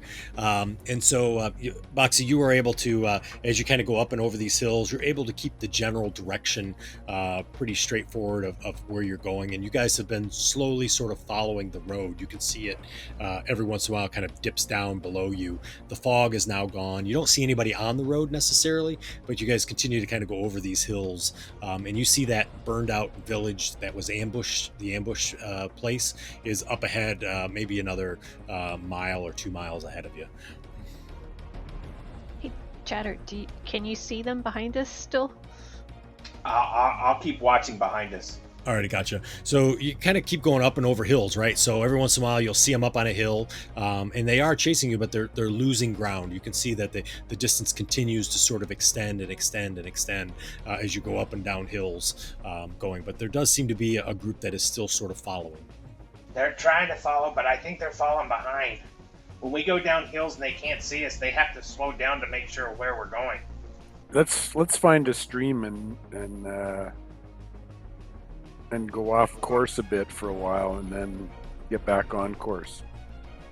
Perfect. So as you guys continue, after about 15 minutes of running or so, you do find there's this stream that sort of wraps down the hill, heads towards the road, just kind of pours over the road a little bit, and then heads back down the hills to the south. Or you could head up to the north and you'd kind of continue going up hills, or you could go down the hills. So if that makes sense. So the south is going downwards, to the up is going, or to the north, you'd end up going up hills. South would take us towards Coughlin's, right? Let's head south. Yep. So if you look on that map now, you can see kind of where your location is on the arrows, right? And so south would take you down towards that river. There is some forest along those foothills that's there. And you guys do know that that's the case. Let's just follow this, like walk in the stream for a bit, and maybe they won't be able to track us. Wouldn't that slow us down, though? It might slow us down, but they're far way back there, and if they can't track us, then we might lose them. It sounds good.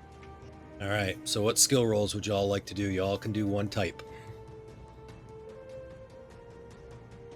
I'm going to do survival. That's my best. Mm-hmm. Okay. All right. So, Stoney's kind of looking back and making sure, trying to cover the tracks of you guys' footprints in the water and make sure you're not getting too deep. All right. So Stoney, yeah, you see he's done this before, right? It was his idea. He's really got the plan, and you can see he's kind of covering things, pointing in certain spots to step, watch out for this muck and things like that to keep your speed up.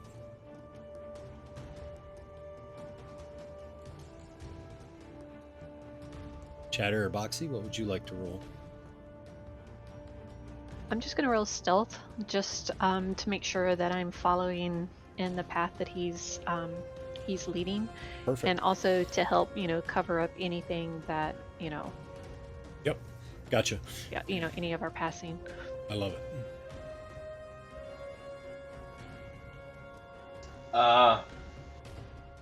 Nice. So that succeeds as well. So yeah, you're doing exactly what you said, Boxy. Seems like it's covering the path. You can't really see anything that's there. It looks good. Chatter, what do you think, buddy? I'm trying to figure out how I could use that. Which one are you trying to use? I want to. Can I use? This is kind of weird. Can I use my deception to try and make a path where we came into the stream? Can I make a path going out of the stream, like we continued on past the stream, and then try and backtrack my way to the stream to get in it and follow them down, so it looks like we went past it, not down it? Yep, absolutely. So right when you got to the stream, you're trying to make these big heavy footprints, right? And trying to make scuff marks and breaking some twigs and stuff, trying to deceive them to think that you passed through the stream and kept going. Correct. Yep, absolutely.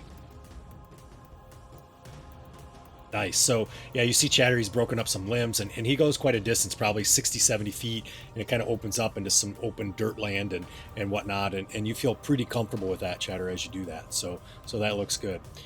All right, Stony, any skills that you haven't used and that hasn't been used, what would you like to do as you continue down the river?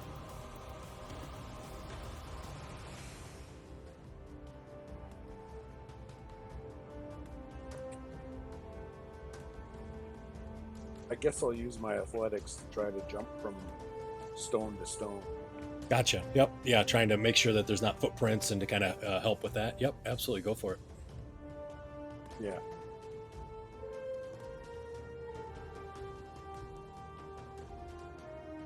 Perfect. So you see Stony kind of jumping from rock to rock, and seems to actually speed up the travel for y'all. So he's kind of jumping now that he knows that Boxy's kind of figured out how to cover the tracks and whatnot. So Boxy, what would you like to use?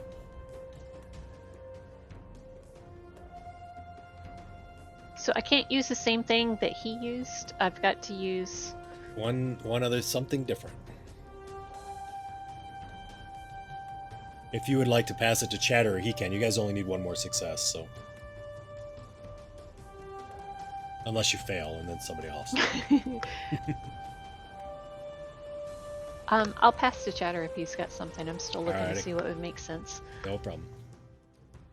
I would like to use my acrobatics to make sure that I'm not leaving any marks. I'm trying to jump from where he's stepping to where, following Boxy's footsteps so that I don't leave any extra tracks. Gotcha. Keeping the same speed you were before. Yep, I gotcha. All right, go ahead and give it a try. Nice. So you guys all passed, and excuse me as I choke on my spit. You see that you guys have continued down the stream, and you continue to travel, and after a while, you notice that you start to not hear those horns blowing. Right, it sort of gets more and more distant and more distant, and you continue travel down the stream. It seems to be working. How long would you like to travel this stream? How long have we been on it?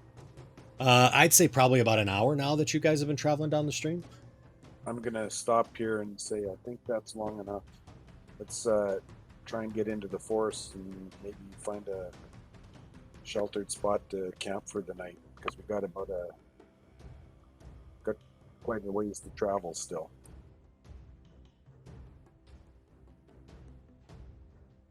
That sounds good. I'll help you find a place if you want to see if you can find something. I am getting pretty tired right now. Me too. How far away? The woods are still quite a ways off, though, right? The forest. Yeah, you continue to see these hills are kind of rolling. It's actually about 6 or 7. You guys have been running for some time. I know that the time seems kind of weird, but we'll say it's pretty close to that time anyways. So let's find a large copse of trees, and maybe we can find a spot in there that we can hide in. Better unless you were... Or set up a... Oh, sorry. Safe camp anyways. Good. Cheddar, were you looking to do something like travel through the night or something? Is that why you were hoping it was 3 PM, or just kind of that's what you'd figured the time was? I just thought that we'd been running for a couple of hours is all. So maybe I had said that. I mean, we can make it 3. I don't mind. It's kind of up to y'all how long you wanted to run. At this point, the distance of the orcs seems far enough that you would be able to determine that. Yeah, but it was noon when we stopped for the short rest. Yeah. And then we took off, so even if it was 3 hours, it's still about 5 or 6. Yep. Okay, perfect. All right, so you guys are going to look for a spot to be at. Stony, I think you're the survival guy, I think I had heard, or maybe Chip Boxy was. I can't remember who was rolling. But I think we're both, but I'm pretty injured. I'll help him and give him some suggestions, but I think he should take the lead. Does that give me advantage? It does. I want to use a couple of dice if you don't mind. I don't mind at all.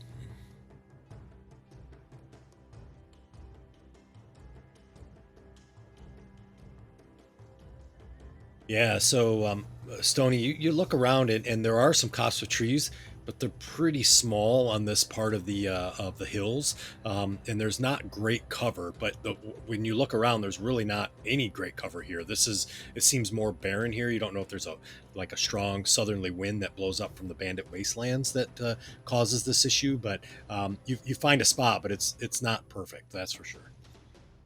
Well, then why don't we like travel on a bit further and just at a normal pace? Because you said it's only I 5 can in do the that. afternoon. Yep. I'm good with that.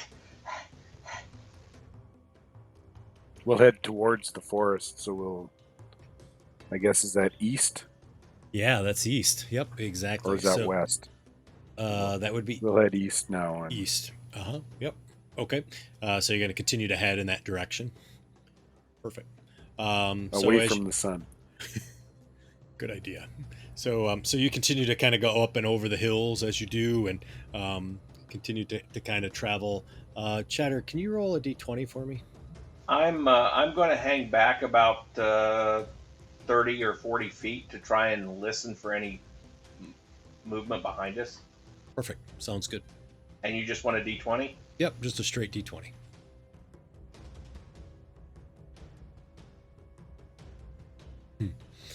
Okay, you guys continue in the distance. How long do you want to travel to the point of exhaustion?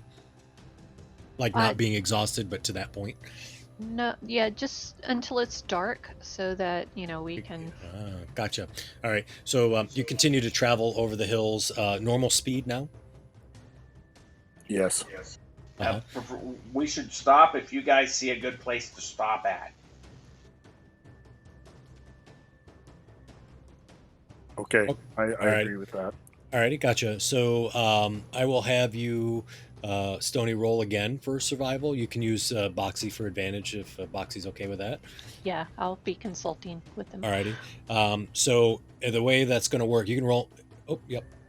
All right, perfect. So what I was going to say is a 20 would get you a spot now, right? And every number under 20 is an extra hour of travel. All right. Well, or if it's too long, we'll stop before we correct. find the perfect place. I gotcha. I understand completely. So it would be another 4 hours of travel, which would probably put you about 2 hours into exhaustion. So we'll have you stop, but the spot isn't bad. Does that make sense? So the spot would be good. Right. So it's not a bad spot. It's definitely better than what you saw. The trees are getting more and more sort of full here, but you're still in a copse of trees. But this trees is probably about 15 feet in diameter, and there's some underbrush in there. So you definitely could set camp in there and would have that cover of some trees that are there.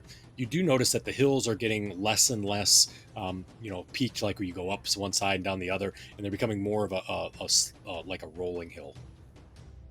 Boxy, since you're still hurt and really tired, I'll take first watch, okay? Thank you, Chatter. Which watch do you want, Boxy? Because I'm not really worried about it. I'll take the morning if that's okay. Okay, I'll use hit dice to see if I can cure up my wounds. Okay, sounds good. So do you make a campfire? No fire. Nope. No fire. All righty. We eat berries.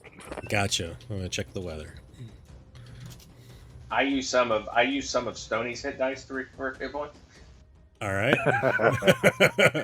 He's got a beautiful hit die. I'll just take the one. Ooh. God, he can roll a die higher than I can get. So it is a really cold night tonight. So it's 40 degrees cooler than what you would typically expect. Does anybody have... Oh, you have... Well, so the question is you have a bear pelt, I think, right, that you could use. Does anybody have any cool gear at all? I seem to remember before we left the town asking if we needed warm clothes. And some DM told you no, you wouldn't need anything like that. So as the night continues, there is a strong wind. The temperature drops, and so the temperature is actually, since the wind is so strong, the wind chill is about 60 degrees Fahrenheit, which for the Canadians, which is half the group, whatever that works out to be. But we're gonna say it's below 0 Celsius or 32, and snow starts to fall. I'm. When does this happen? On my watch as the first watch? Well, let's roll a d6 and find out. I crawl under boxes. Yeah, do you unroll it and leave all the coins on the ground and wrap around it? So, Oh, I thought she was already using it. oh, I don't I've know if got she a is. brown bear pelt and a dire wolf pelt, and I'm pretty sure we wrapped up the stuff in the bear pelt. Is that what it was? Okay. Well, there's a direwolf pelt, but so that green nasty direwolf pelt. But yeah, so it happens towards the end of your watch, Stony, Oh, okay. when So this occurs. I'll just trade Boxy when it's time. I'll get under the dire wolf belt and say it's your turn. All right. So, Boxy, as you wake up, you see there's a snow that has fallen, and it's not sticking yet, but you do see that the sky is crystal clear, except for, I shouldn't say that. It's snowing, so it can't be crystal clear. Sorry, it's cloudy, but it's that. I don't know if you've ever been out there on those winter nights when it's cloudy, but it's snowing, but it's like almost kind of glistens with light and whatnot from distant stars from far away, or the moon or whatnot. So you can kind of see that it's got sort of that pretty tranquil sort of appearance to it as the snow is falling. Is it those giant floaty flakes? Yeah, absolutely it is, as they whip by in the strong wind. So but it's definitely really cold. This almost feels like actually, Boxy, can you make or even Stony, you can either do a nature or survival, probably nature. Actually, can do a nature check for me, one of you, two of you, or whoever. So I would have had a long rest at this point, so I could Correct. cast dark vision on myself. Okay, great, excellent. And I can actually give you separately a long rest, so let me do that real quick. Nature is not a strong point for me, and I'm going to sleep anyways. All right, gotcha. So you just kind of ignore it. Boxy, you see the snow come down, but unfortunately you and Chatter, I believe, just traveled into the area here, so you're not sure if this is a normal occurrence in this area for them to have this snow. So you're not sure if this is normal or not normal. It's just snowing. And you hear Chatter's teeth over there, right? He's probably Literally. curled up next to Stony, like in the warm little pile I just left. Right. Right. Chatter's chattering? Yeah, chatter is chattering, exactly. So, yeah, you're just chattering away. And so, Boxy, you got your long rest. You start your watch, and the rest of the two of you are there, kind of trying to get some sleep, I guess. So, and I just have to look up. I don't think we've ever done weather before, have we? Has anybody? I don't think so. I don't Nope. think I so have either. in on one Did you? Do you remember the thing I played effects? in, yeah. The effects of cold? It causes exhaustion. Oh, does it really? Because you can't get a proper sleep. You're right. So, whenever the temperature is at or below zero and a creature is exposed to the cold, they must succeed a DC 10 Constitution saving throw at each hour or gain one level of exhaustion.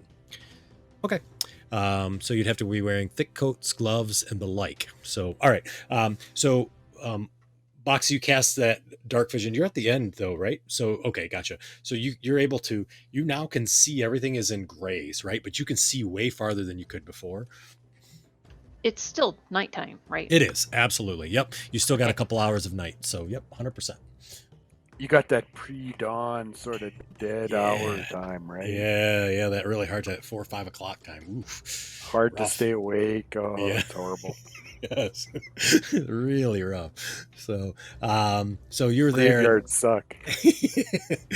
Right. So you're able to see, and it continues to kind of snow, and that wind whips around every once in a while, and the snow sort of stops, but it is bitterly cold.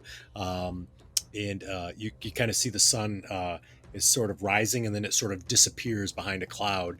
Just that one little glint of red that kind of comes between the cloud and the horizon, and then it quickly goes up, and you see that things start to get better. It continues to remain cold, though, very, very cold. What time of year is this? When you left Coughlin's Crossing, the trees are deciduous and they are fully green. So this is not normal. Right.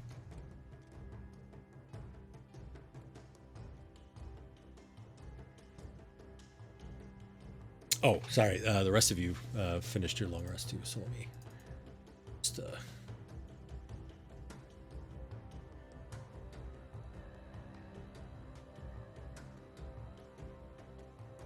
All right.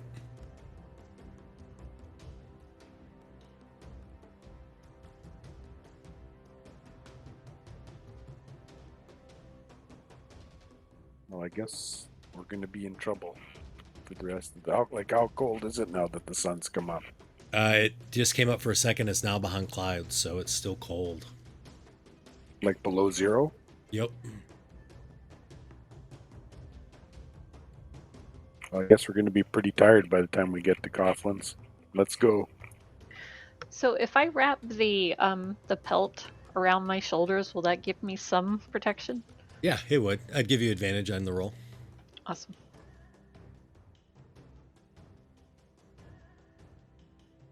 All right. So we're going to start making a move. Yeah, we're heading into the forests. All right. There's a main road somewhere up there to the east. We know that. Correct. Yep. You know, you guys are a little ways or a fair amount of ways away from it, but you do know there's a road there. So you continue to head towards the forest. You don't hear horns anymore at all. As you kind of continue, an hour goes by. The wind still continues to whip. It's really, really cold. So I'll have all of you make Constitution saving throws. Boxy's at advantage. Do I get advantage if I'm afraid of being cold? You get disadvantage, I think, actually. No. You said con save? Yeah, con save. Oh, I'm sorry. I could have put it up there. Nice boxing. You can roll them in the open, too, if you want to. So saves, it can always be in the open. All right. So, Chatter, it's cold. It's really cold. Yeah, I'm not made for cold weather. Right. And you see his teeth are now chattering quite a bit. He's got some blue around his lips as he's walking, and you see he stumbles every once in a while as you guys he are collapses, walking. I'll pick him up. All right. If only we would have fought to get some cold weather gear. So you guys continue, and now you see that there's a light dusting of snow that's now has covered the ground here. You see the trees have the snow that's on there.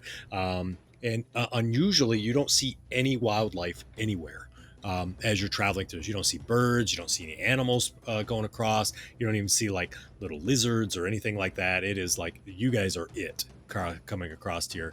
So the second hour goes by and it's still cold. I'll have all of you make a con saving throw. Oh, wait. Oh. Okay, yeah, go ahead. No, go ahead, give it to me. I'll wait. I'm trying. I think it says cost, so I'm assuming that's con. It's COS on here. Nice. Oh, so Chatter's teeth are still chattering, but he's doing all right. And you see the snow starts to stop, right? And so now it's just that wind, and you feel that cold that's there, and it definitely feels very, very chilly. Would the lack of Yeah. any kind of animal life would I know that's natural or not? Oh yeah, absolutely. You would know that that seems very unusual. So Stony, what do you make of this? I don't think I've ever seen anything like the weather roll in that quickly, and where are all of the animals? Well, they're probably as cold as we are. I don't know. It does seem odd to me, especially at this time of year.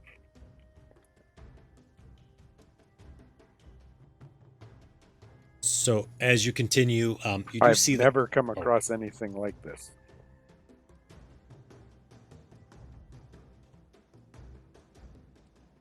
Go ahead. That's all I was going to say. Oh, no worries. Yeah, I'm sorry I interrupted you. So you do see that the clouds start to break a little bit, and occasionally you can see some sun coming out. The wind is still whipping like crazy, and it's still really cold.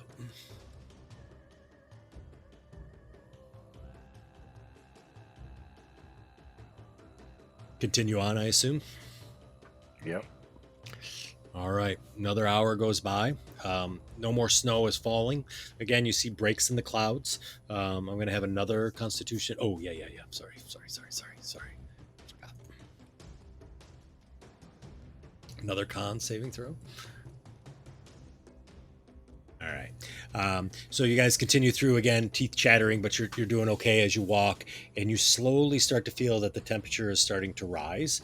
And so you continue to walk for another hour. So this is 4 hours now, kind of going over the hills and whatnot, continually drilling, heading east. You can see way off in the distance what looks like some woods that are there. So you do feel that you'll probably reach the edge of the woods probably by mid-afternoon or even the evening if things continue the way they are. And you feel the temperature is rising. Can I, once we get to like the top of one of the hills, Yeah. I would like to like just take a moment just to look at where we've come from to see if I see like anything coming from the mountaintop. Perfect. Sounds Like good. if we see any fog or like anything originating from up there, like coming out from there. Okay. Yeah. Perfect. Sounds good. So you kind of continue and you get up to the mountaintop, and so you look behind, and as you look behind, you see an area of approximately, I don't know, maybe 25, 30 miles in your general direction. It's sort of not quite centered on you, but pretty close. That's covered in snow.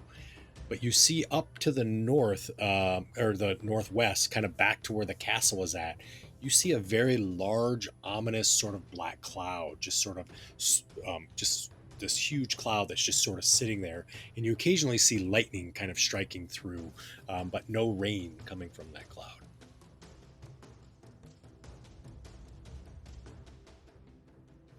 Stony, check this out.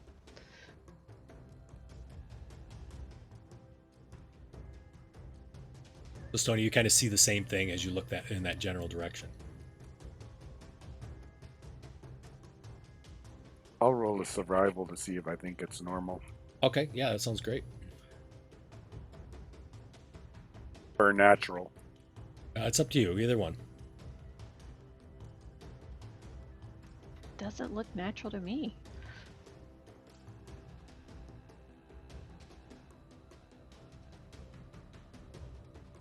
So what do I think about that? Yeah, so you kind of look in that general direction, and you see it's got this edge all the way around it. It almost looks as if somebody's taken a knife and carved almost a circle out of the clouds and just sort of plopped it right there. Yeah, that's not natural. Don't know what it is, but it's not natural. So you guys are on top of the hilltop, looking out, taking a look to see where things are, and you see that large ominous cloud, and then you just kind of look back as well.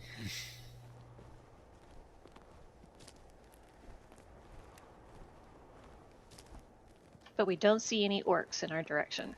You don't see any orcs at all anywhere, and you can see, now with the snow that's on there, you'd be able to see, obviously bands because it's all white, and you don't see anything anywhere around you.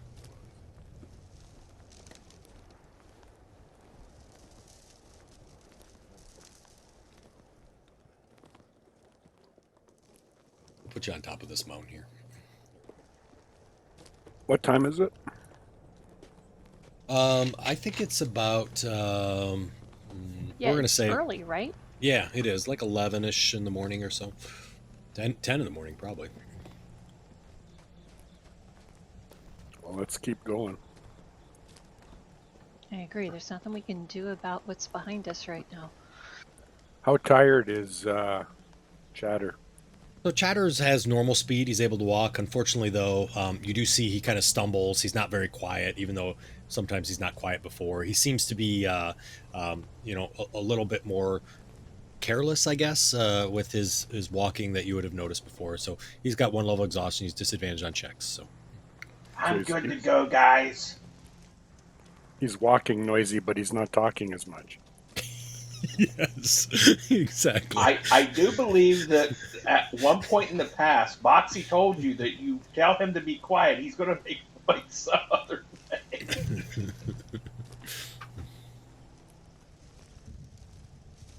I think that was the first time that Stony told me to be quiet.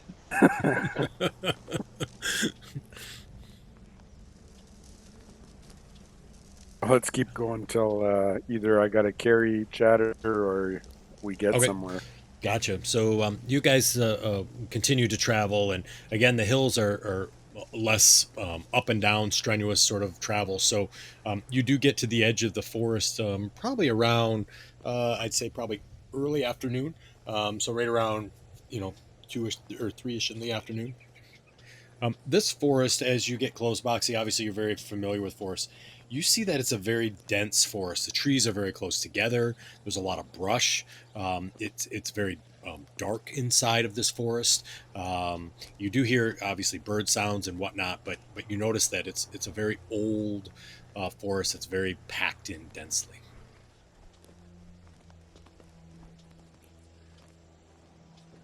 I look at Boxy and say, "Can you find your way through this? The easy path?" I'm more familiar with the forest. I think I could pick my way through.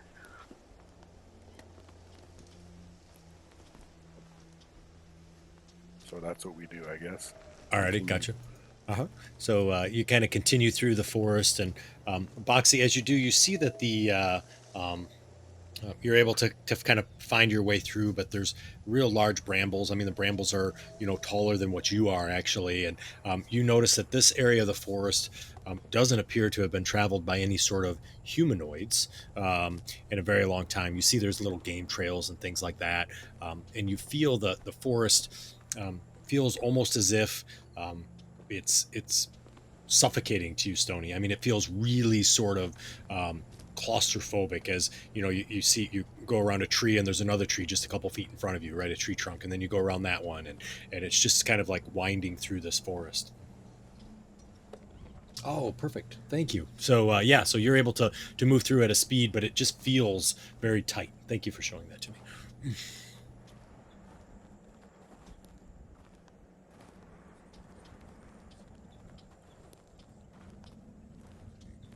So did we come through this way to when we went up the mountain? So you came through the forest, but the forest part that you came through had a small trail that was easy to pass through. You Okay. definitely did not come through here. So your trail would have been, you can see Much actually. further north, right? Yes, exactly. Yep, a little bit farther south. Yeah, kind of in that area there. You can see how it kind of wraps and it goes there. Yep.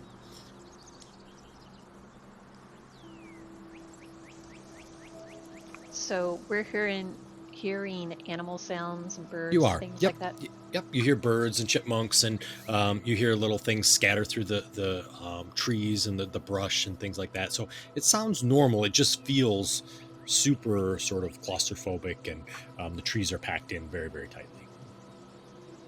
But it's warmer. It's definitely warmer. So the snow is gone. Matter of fact, by the time you guys got down the hill towards the edge of the forest, the temperature had completely turned to normal. There was no sign of any snow. And looking at the leaves for like Boxy and Chatter, if you guys ever traveled north, you notice that there's no sign of any frostbite to them. They're not withered from the cold. They appear as if it was a normal night for them. Wow, Boxy. This almost reminds me of that spider forest that we were in with all those big spiders. Do you remember that? I do remember that, and that was not a good memory.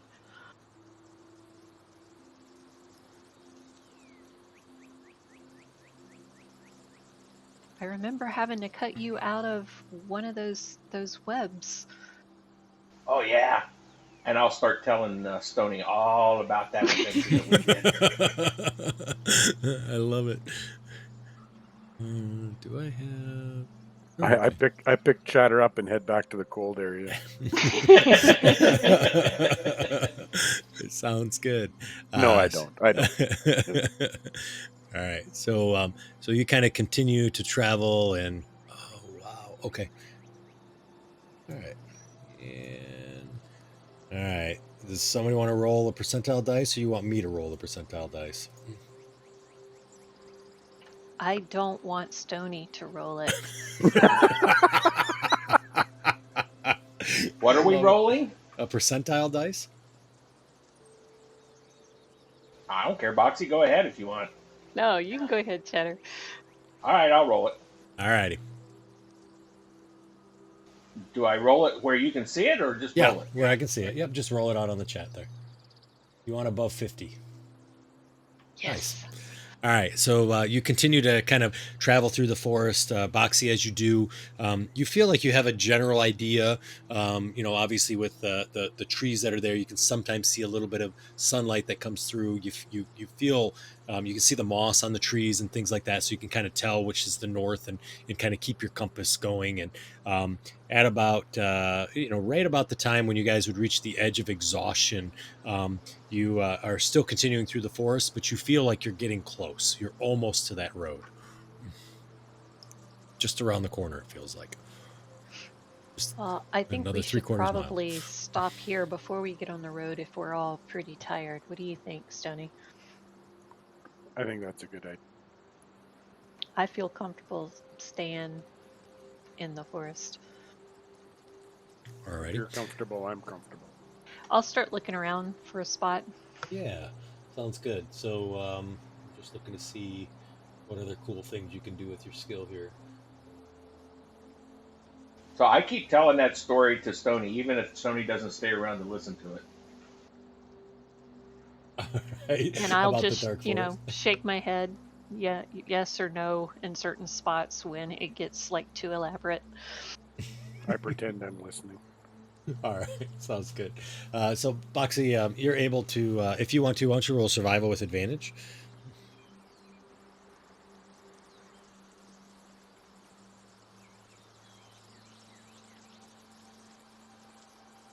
Nice. So you kind of look around and you're able to find a spot that you feel pretty comfortable with for sort of a campsite that's kind of cleared out and it looks fairly flat.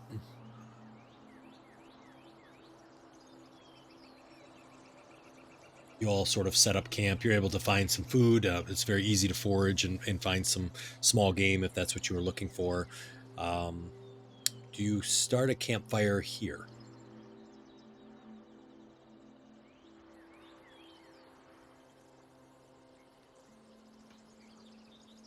Do you want to start one here? I'm fine with starting a fire in the forest. Are you guys, though? Let's make sure we can make sure it doesn't catch anything else on fire. But yeah, I think we're okay here. We're close. I think we're getting pretty close to civilization, and if we can mask the smoke somewhat, we should be okay. I'm gathering up some twigs and pulling out my flint and steel to get the fire going. Okay.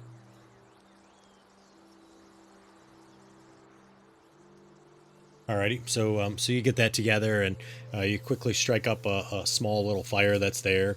Yep, I'll dig like a little hole and then put the fire like down so that it doesn't burn up too much, like Okay. too high. Yeah, exactly. So you kind of got it down in this sort of hole, and you got this small little fire that's there, and it's going pretty not like blazing like a bonfire, but you got just enough fire to cook and to keep you warm and things like that. And so you guys are able to cook and have a warm meal for the night. I got that fire going real good. yeah. I think as you see it smoke and it goes out, Boxy sort of puts a little something on it, and you see it suddenly like lights up. Yeah, subtly, so he thinks that he did it. Of course, absolutely. So you guys are able to do that. Same sleeping rounds tonight, I assume. The same order. Yeah, sure. Okay. Alrighty. All right, I need another percentile die. Who wants to roll it? I'll do it unless you guys want to. Alrighty.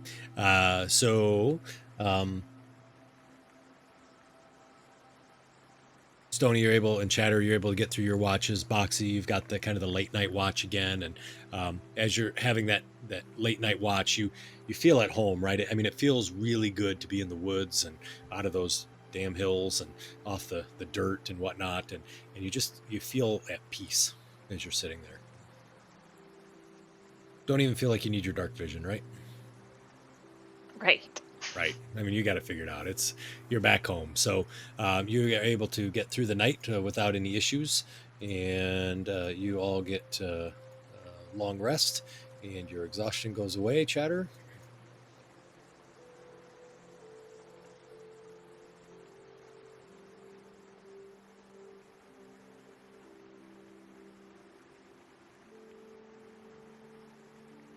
Thank you.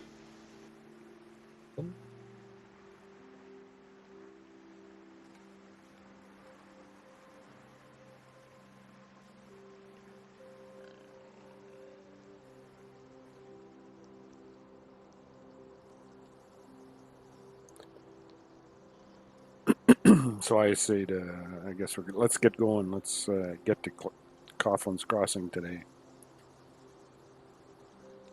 I think we reached the road. We should be, pick up some time.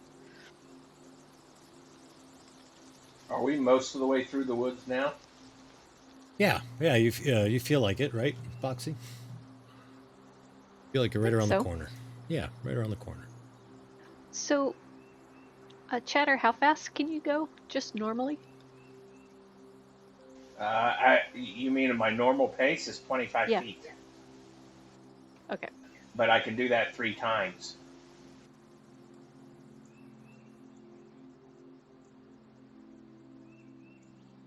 So if you're thinking about using your long strider on yourself, I can almost keep up.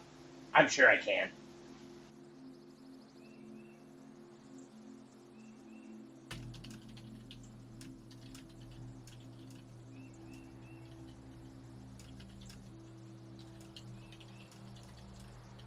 It's easier for me to move around the trees than it is you guys. Well, I think we'll be fine.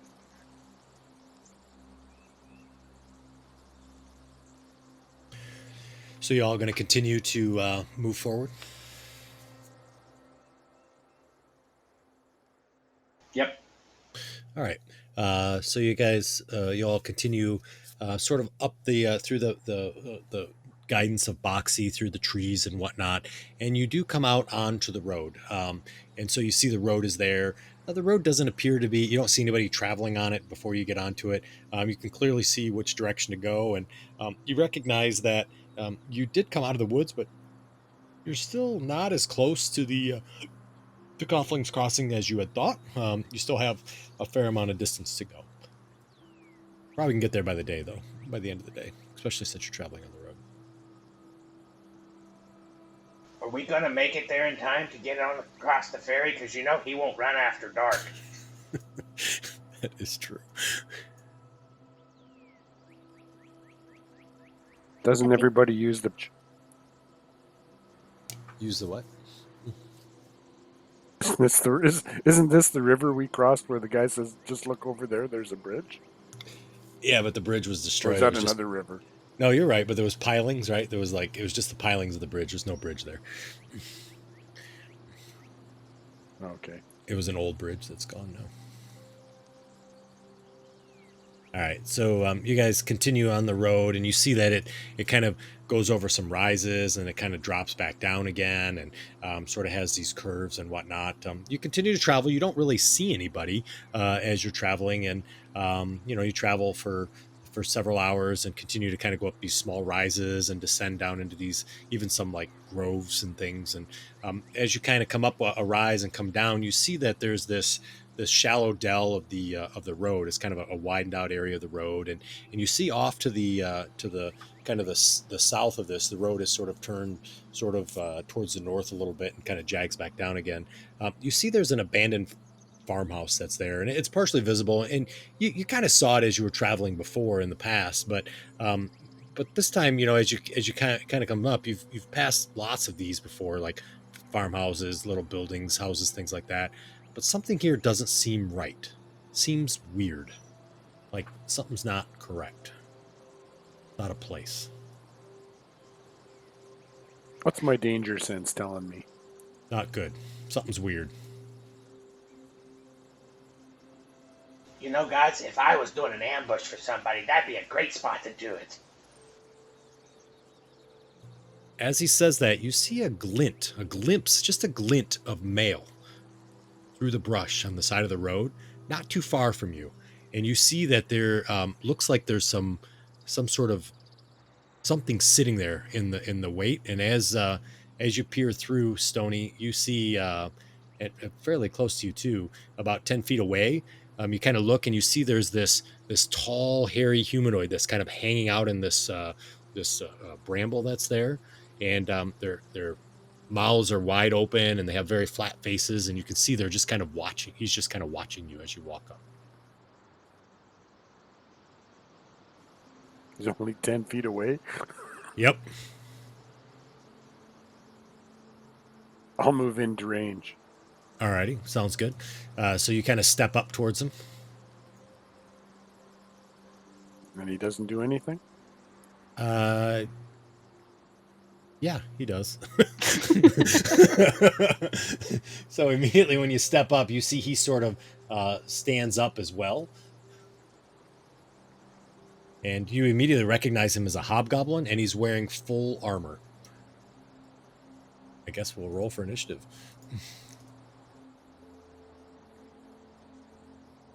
Waiting. Oh, yeah. Thank you. I forget. I apologize. I'm so used to saying what to do, not click the button. I apologize.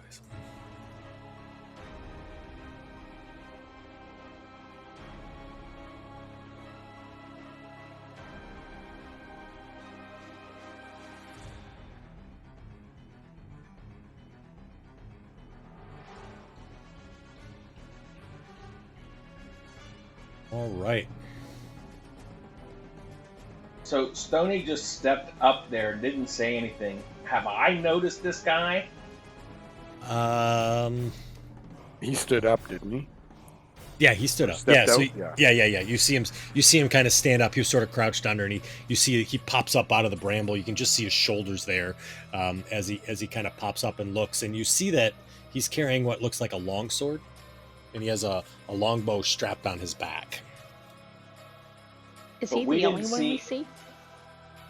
Good question. Perception roll from you.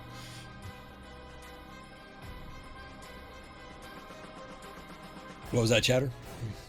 We didn't see any of the guys that look like this back at the castle, right? No, you did not. No offense, but they all look the same to me, you know?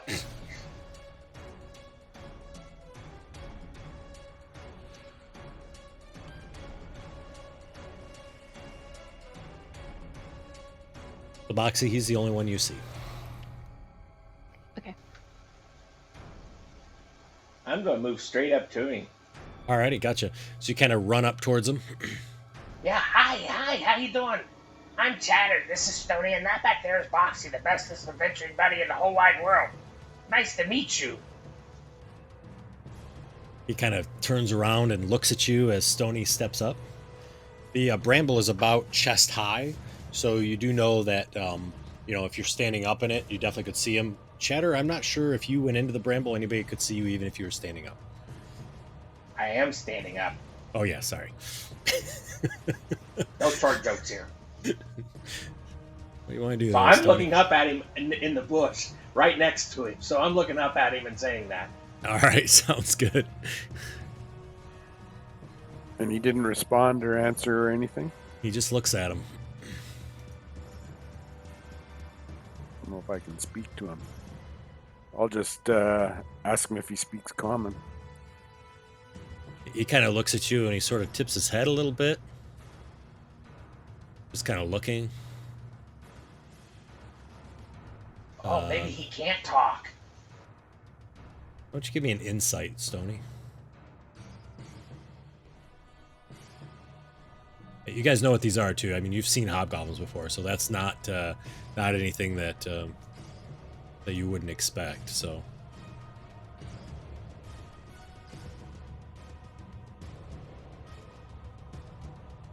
yeah, it looks like he doesn't really comprehend.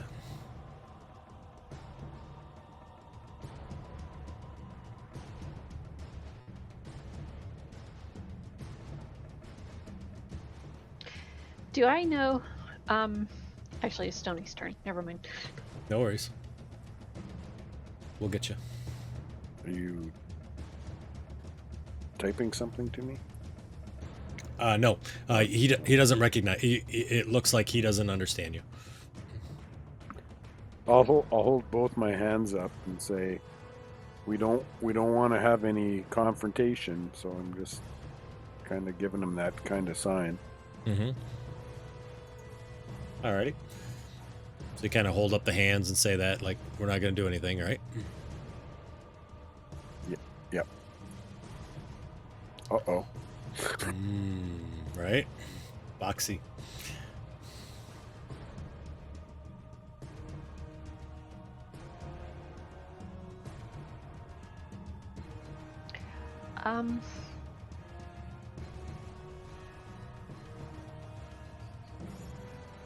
So I didn't see anything else, but I'll Nope. walk up here Okay. and I'll just try to like run through the languages that I do know and just say hi in Elvish, Giant, and Halfling. Okay. All right. Sounds good. So it's like hi, it's like bonjour, and it's like hola. Exactly. All cheery, I'm sure. Alrighty. So you continue to say that, and you see, are you saying it to him as you continue Yeah. to walk? Okay, gotcha. So yeah, he continues to follow you as you walk, and you see him standing there. He doesn't have any weapons in his hands or anything like that. I know he said he has a longsword, but it's in the scabbard, and he just continues to look. So as I walk up this way a bit, do I Mhm. see anything else like in this In which area? direction? In that area? No, you do not. Yeah, I'm just seeing a piece of distraction. Yep, no problem. So do I know from my travels if they are like normally allied with orcs? Or if they are like enemies? Oh, that's a great question. So, it depends on the lands they're at, right? So sometimes you have seen orcs and hobgoblins fight together, but other times you've seen them fight against each other. So it really depends on, what's going on at the time, right? But it's unusual for them to fight together. You only saw it once.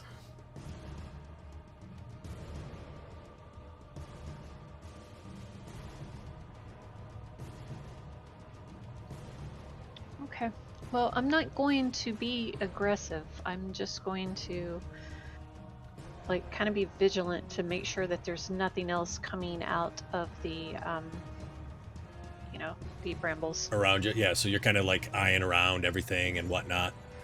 Yep. All right. So as you do that, you do feel or sense to the north, you hear some bramble move. And you immediately see a hobgoblin pops up, but this one has a longbow. And he has an arrow knocked, and he takes a shot. Oh no. And it goes flying past Stony. Where did he jump up from? To the north. You see him all the way up there? Probably too close in. Yep.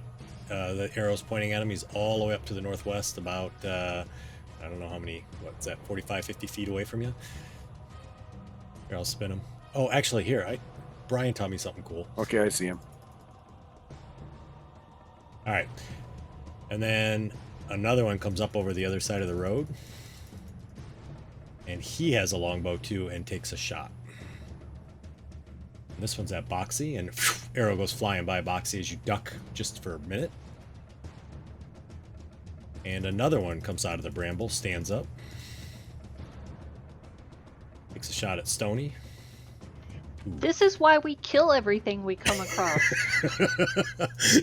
And apparently, Stony, you feel it hit you in the back of the arm and just kind of slices through the clothing that's there. This one grabs his longsword and takes a swing. Actually, Chatter, hang on one second. Since you're shorter than the bramble, he hits the bramble and misses. I bent over to look at something on the ground as he swung. Right. And then, Boxy, you see another one. And it takes a shot at you. And hits.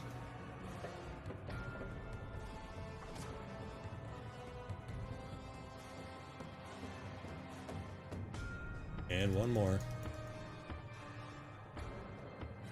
I'm sorry, guys. I wasn't poking into all the corners. It's hard when you're in the woods. Right? All right. Chatter. Hey, you shouldn't be shooting at us and attacking me. That wasn't nice. You hear the one in front of you says, "Give us all your gold. I see you carrying that big pack back there. You ugly I'm moving to furbog." this side of him. All right. You know what? You shouldn't worry about what I'm carrying. You should worry about the spots that are open, like this spot right here, right between your butt cheeks. And I'll poke him there. Alrighty, sounds good. Boxy, your ability is for the group, right? In the forest?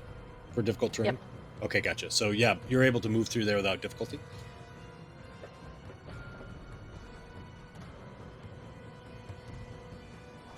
And you see his body literally crumbles down, right? That was 10 feet. And so it's not difficult, so it doesn't cost any extra. Correct. I've got 50 feet total I can move. Hold on, that's too far.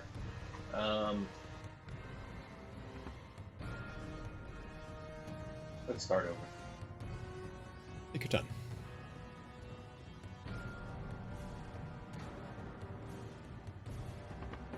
I'll run to there. Alrighty. You guys really shouldn't be the... I mean, it was a good job doing the surprise. I was definitely surprised, but you guys didn't do a very good job on your attacks. And you hear one of them yells back, does anybody speak Goblin? Oh, let me check. Oh, no. No. No. I speak Common and Halfling. I didn't know there was other languages. So, yeah, I was just going to say, does your group speak any languages? I'm just curious. So, all right, Stoney, so you run across. I have Orcish. Oh, okay. Hey, Yeah, that's right. Just so you know, we're relying on new party members to bring in new languages. I love it. All right, so you kind of run across, and you see the building is, like I said, is half demolished, and the walls are only about 4 feet high or so that are there. And so you kind of run up to the bramble and see this one sort of sticking out, standing up with his bow.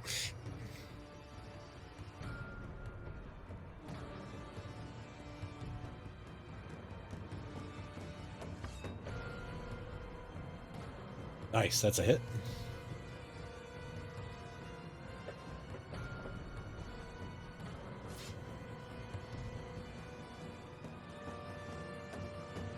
Oh, that one misses, unfortunately.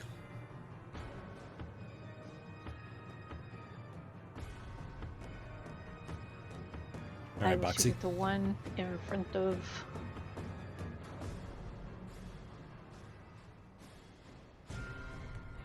No, I'm not. I'm shooting at the one who popped up over there. I'm going to cast Hunter's Mark as a bonus action. Yep. I raged, by the way. Okay, perfect. Thank you. I forgot to say it, but I did. That's okay. No problem. I appreciate it. Sorry, just making sure I got everything right. Yep. Got it. And I'm going to attack him. All right, sounds good. I'm going to attack at him. All right. Oh my gosh. Oh my goodness. Don't worry about the fumble Nice rolls. roll. We'll figure that out later. Wow. That is What such a good bow. What is the Yeah, odds I tell of ya. What's the odds of a double one, really? Every time you use a new bow. Every time. I keep telling her she has to get time to practice with it. You hear this weird sort of roaring growling coming from over by the actual building. It's an unnatural sound that you have never heard before. It's this deep guttural, almost like a forge being billowed, right? And it's just kind of echoes throughout the area here.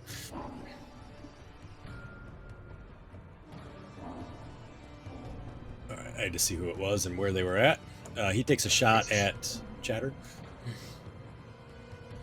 I think I kind of twisted out of the way. Could he re-roll that, please? He can. That's part of your reaction, right? Ah, Aw, you're supposed to roll lower. I know. All right. Did they seem to react to that noise? To that noise? Yeah, they all smiled.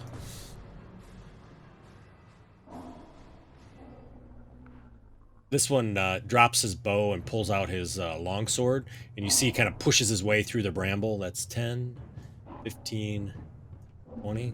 He kind of runs up towards Chatter and takes a swing with the longsword.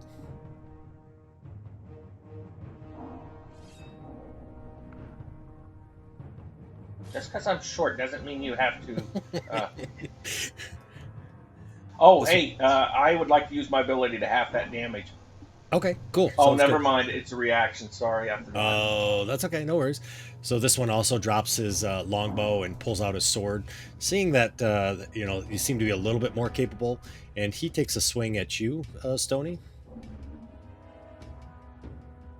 and he misses. This one does the same. He drops his bow and takes out his sword and swings at Stony again.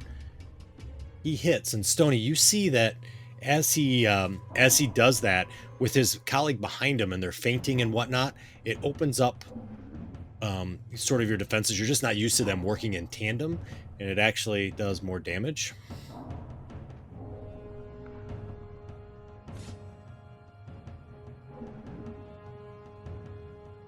And this one takes a bow shot at Chatter and misses. And Chatter, you notice too that as he takes his bow shot, the one in front of you is sort of feinting attacks, trying to distract you as he's doing it.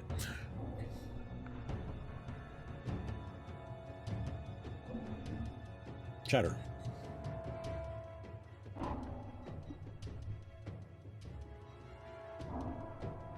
I'm going to bonus action disengage and move Okay. up to there. Alrighty. Hey, don't attack my buddy. Don't look over there, look over here. I'm imitating them. All right.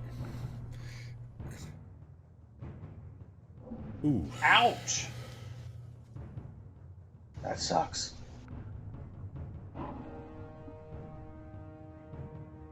Tony.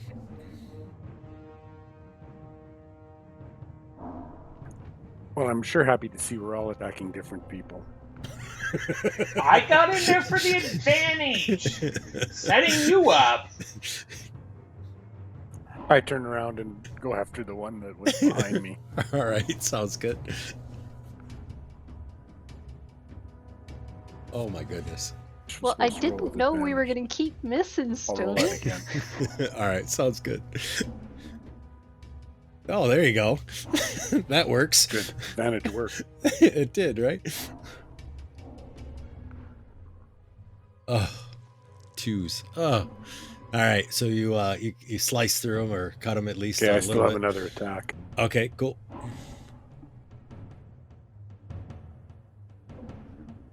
Nice.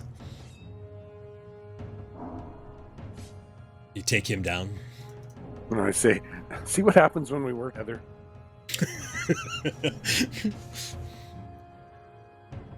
Boxy. Yeah, I'm still shooting at the one up the road. All right, sounds good. So contrary. I've That's got a my hit. hunter's mark on that one. And as a bonus action, I'll move my hunter's mark over to that one. All righty. I'm happy to see you're getting better with that bow anyway. I should just hit stuff. Oops. Oh, Wow. I missed with a 17? Yikes. We definitely need better armor, Boxy. which one did you target? The one down here? Hang on, let me see. Oh, yep, that's right. Yep. Yeah, 17 misses. That's absolutely correct. They're hobgoblins. All right. As you take that last bow shot and you took down the one guy, you see there's 3 left. You hear a voice from inside, speaks out in common. Let him go, boys. Let him go. And as he says that, you hear sort of a howl, almost like a bark, right? And you hear the noise of something moving from the house to the north. And you just catch a glimpse of what looks like a large black dog. It kind of jumps over this rock outcropping to the north here and runs along the path.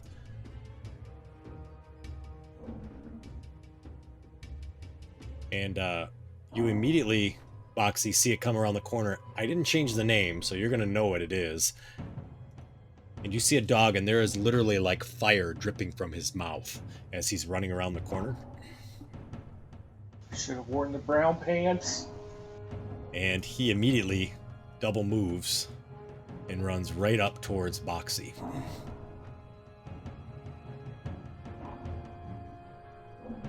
As he does, the hobgoblin that's up there that you were shooting at takes a fire with you with a longbow. He hits.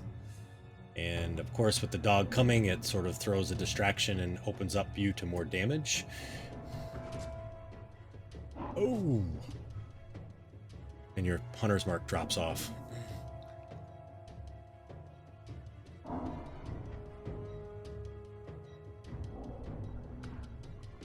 Actually, this one's going to run up here and try to get Chatter, who's sitting in the woods there.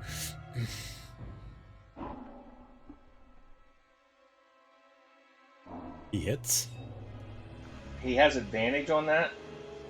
Oh, no, disadvantage. He had disadvantage. I'll half that damage. Alrighty, sounds good. And this one's going to swing at you, Stony. Whoops, I left disadvantage on. Sorry, I'm going to re-roll. My apologies. I don't know why it didn't drop off. Usually it does. He still missed.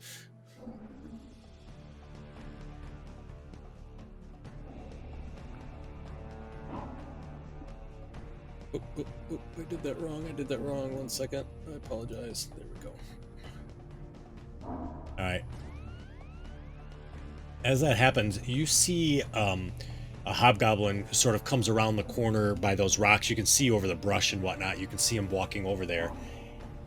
And you immediately recognize that this appears to be some sort of a sergeant or a captain or named hobgoblin who kind of looks over to you. And as he does, he just sort of smiles as he watches and he says, not like the typical farmers I see, huh? And as he says that, you see that he casts a spell. And as he casts a spell, you see that it... Yes. It is a flame that sort of gets thrown at Stony, I think. Wait, hang on. Let me make sure. Yeah, 60 feet. Yep. So it's Sacred Flame. Stony, I need a dex saving throw from you. And you have Shield Master. Does that make a difference? 30 feet of me? He's 60 feet range. He's not within 30 feet. How far away? He's not with 30 feet. Okay. I don't think so. 5, 10, 15, 20, 25, 30. No, he's not. 35, 40, 45. It'd be about 50, and I'll have to actually move him up a little bit. Right about there. Alrighty. So you feel that flame immediately sort of hits you and does some damage.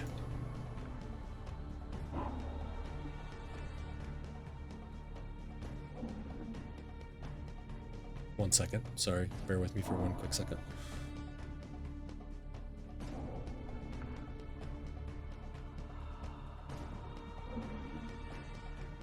All right.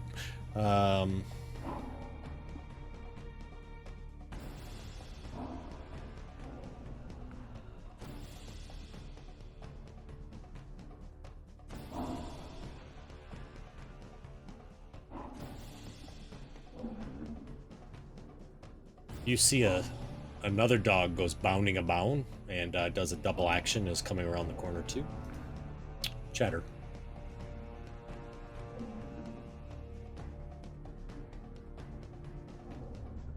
Alright, I'm going to help Stony out so that hopefully he can go help Boxy out. Okay. I'm going to disengage. Alrighty. Run down here. Okay. It's like, I'll take care of this one, Stony.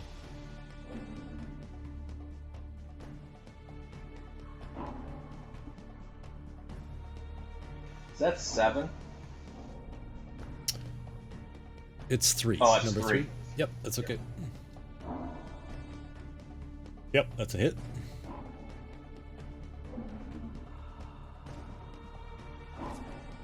You take that one down.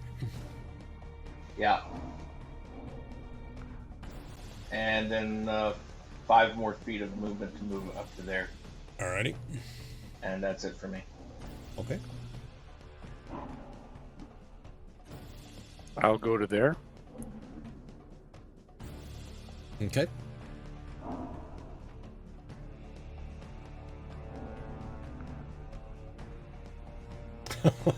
You and your criticals, man. That's awesome. Oh, everybody gets inspiration except for Stony. Woot! That's okay. That was an awesome hit. You kind of slice through. Do it again. Another hit.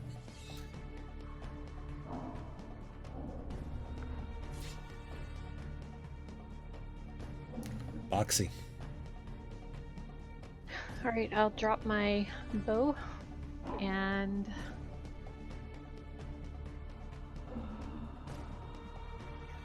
yeah, I'll just swing at him. Alrighty, sounds good. That's a hit. Nice. So you see the hound goes down.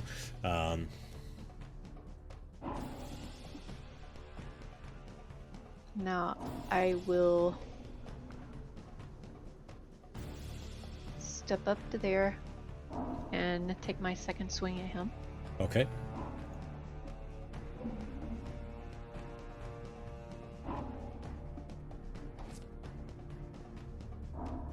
Alright, nice hit. Slice through. Alright. As that happens, you hear the hobgoblin that was up there shooting arrows yells, "Krogan, they killed your dog!" And he takes aim at Stony.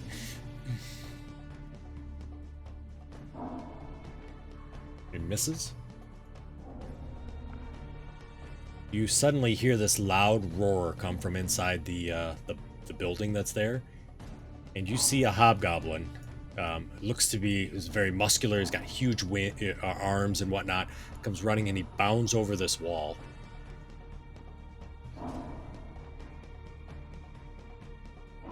And starts moving through the brush. So that's 15. That's 25, 35, 45. 45, 55. And he has a rapier, and he's just kind of like hacking his way through as he moves forward. Oh. And he seems very, very aggressive. He uses his bonus action to step there. All right, and 7 goes ahead and takes a swing at Boxy here. Misses.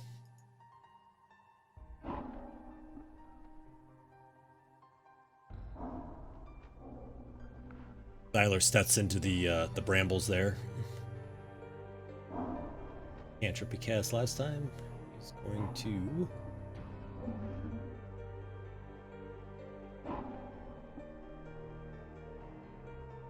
cast a spell.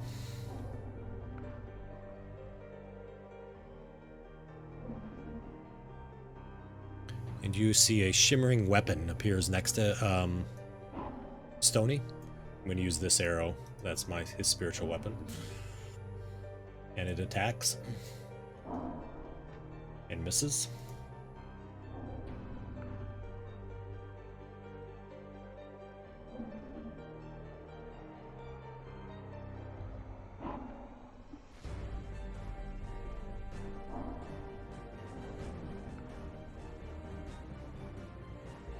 You see the dog, Stony, kind of runs up next to you, and he sort of runs around as he turns.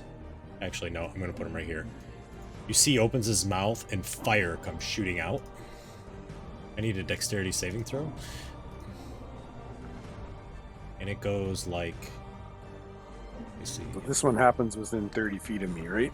Yep. Goes like My that. danger sense lets me roll with advantage. Nice. So you see a large fireball kind of comes pouring out. Foxy, are you concentrating on the fire? Or are you concentrating on the hobgoblin in front of you? Rats, I wasted a 20. That's okay. The hobgoblin in front of me. Okay, gotcha. So this large fire goes across, and you are able to make that save. So it'd be half damage for you.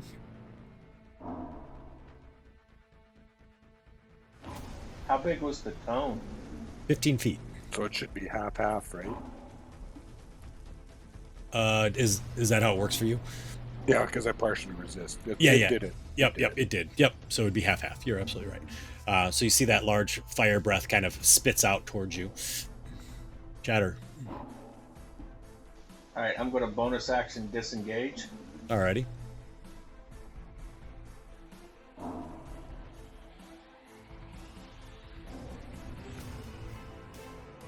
Move up there. And Leave my Foxy alone.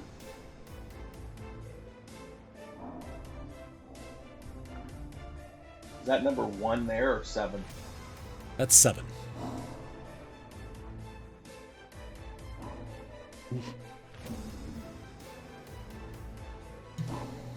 Yay! I hit.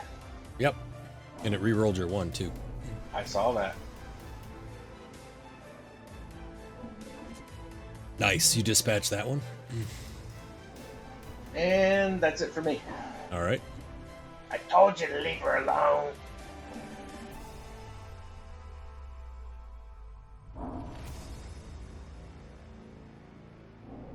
I'm gonna disengage as an action, or is it a bonus action? It's an action. It's an action, isn't it, for me? Right. So no, I'm not gonna do that. Okay. I'm gonna attack that hellhound. Okay.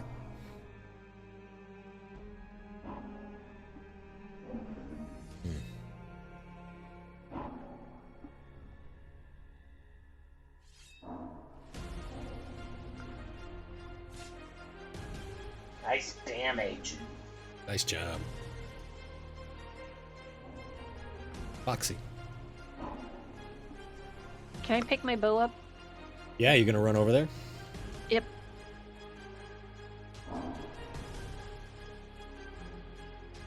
So you're gonna pick it up? I am. All right. So you go ahead and pick up that bow. Okay.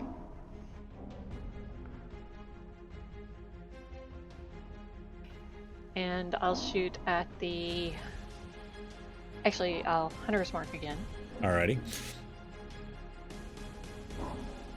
Yeah, just making sure I turned it off myself. Yep, the no first time. problem.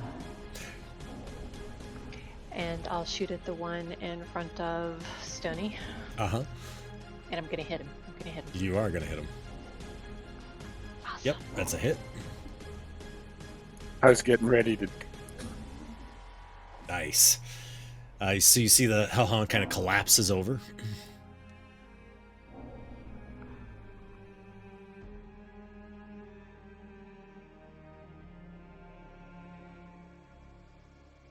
Alright, yeah, I'll shoot at the one right there. Mm-hmm.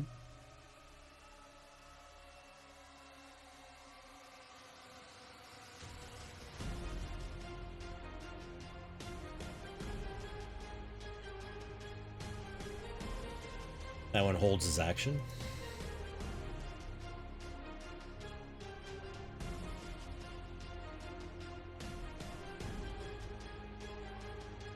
So you see I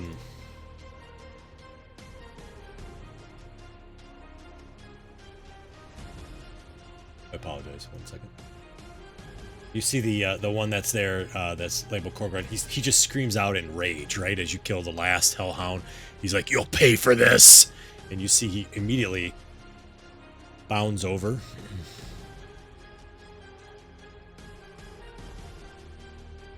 Here, and he swings at Stony.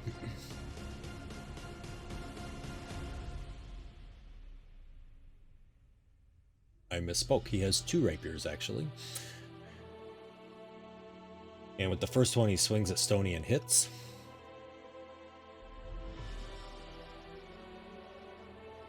And he attacks with the second one.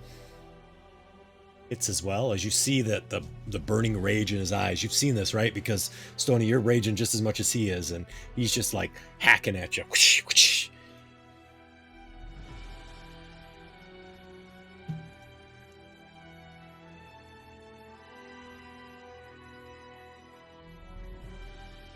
Starlord uses his bonus action to use the spiritual weapon. He attacks at Stony. I forgot to put the spiritual weapon on him. Hang on one sec, just so I can remember. There we go. Did it hit? It did hit, huh?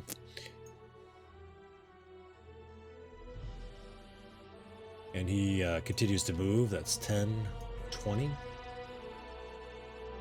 And Chatter, he gets right up next to you, and he reaches out and reaches to touch you, to grab onto you. As you hear him casting a spell.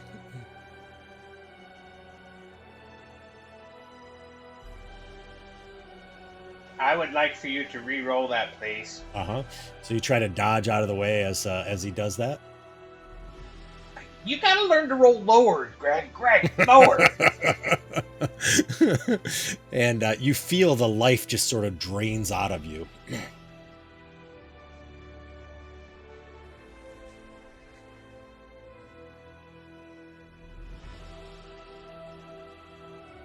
I'm going to disengage. Uh-huh. Wait, does he have a melee weapon in his hand? Sure he does. Let me check and see.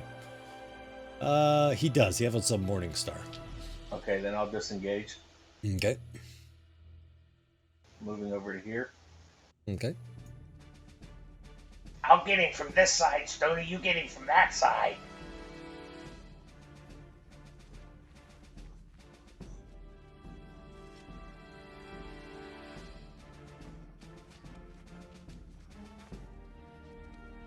Or maybe not. He even re-rolled the 1. That sucks. Oh, yeah. It does Oh, suck. hey, can I use my inspiration? Yeah, of course you can. Yes. I'd like yes. to use my inspiration and re-roll that, please. All right, go for it. I'm assuming it's not with advantage. It's only Correct. rolling 1 die. Correct.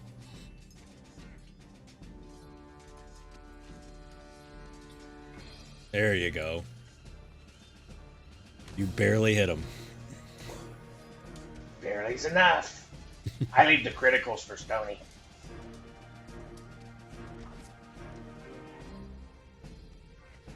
And now I'm done. Alrighty. Stony.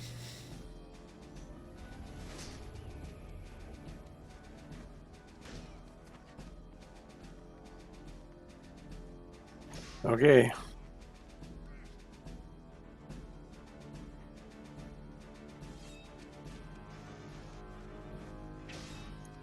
$17 doesn't hit, does it? No. Nope. It does. It actually does. Oh, it does. Yep. Sorry, I forgot his Oh, armor no. classes. Yeah, it does. It hits.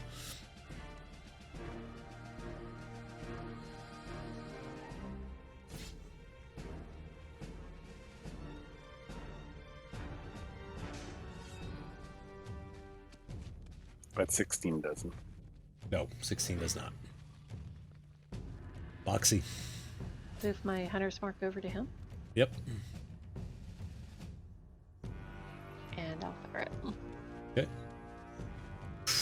You've rolled a ton of I'm ones. really glad that the Bumble's print not table working? isn't working today. Yeah, right. Gonna have to fix that. Nice. That's a hit. That's not. It's 14. Oh, I'm sorry. It's not a hit. I apologize. I was thinking something else. I apologize. Huh. Yeah, it got turned off in my Misses office. are gonna list. Alrighty. I didn't turn it back on. We'll do it next week. Where are you heading, Boxy? Just moving a little bit back into the woods. All right. Sounds good. To right there. Yeah, I don't want to get too far in there. All right. Gotcha. All right. Hobgoblin takes a shot at Stony and misses. Korgon uses his second wind. And then he attacks.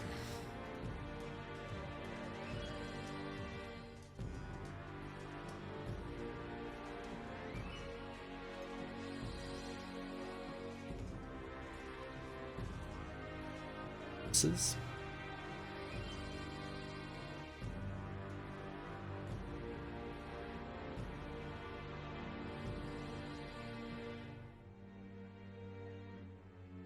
And he uses his action surge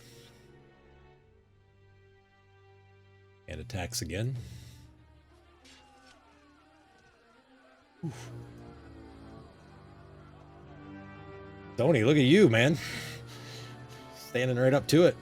I'm not even dodging. I know, right? You don't even need to dodge anymore. All right, Zarlor. That's 10, 15, 20, 25. Moves up to there. Uses a spiritual weapon. Misses. Sorry, I was gonna grab the dice. And you see he reaches out and touches his friend.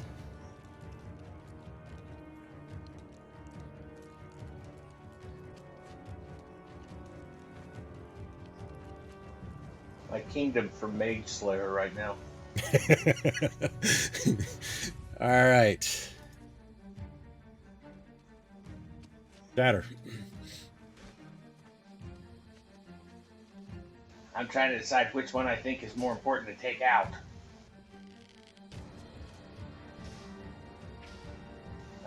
We'll go for the same guy here. Okay.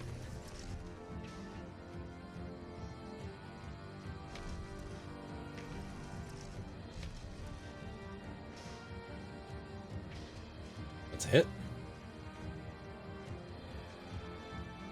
You may think you're healed, but you're not. Nice.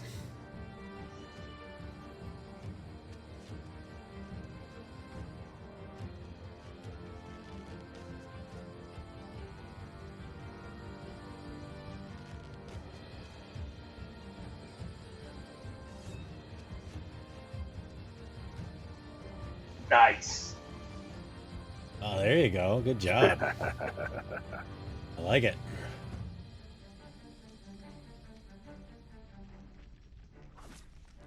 Who'd you attack? It was Krogan, right? Yeah, okay, gotcha. Cool.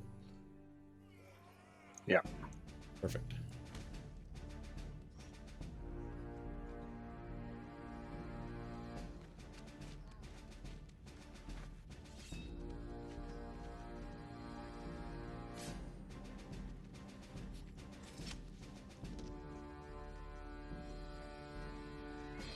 Gonna try to hit this guy again. All right.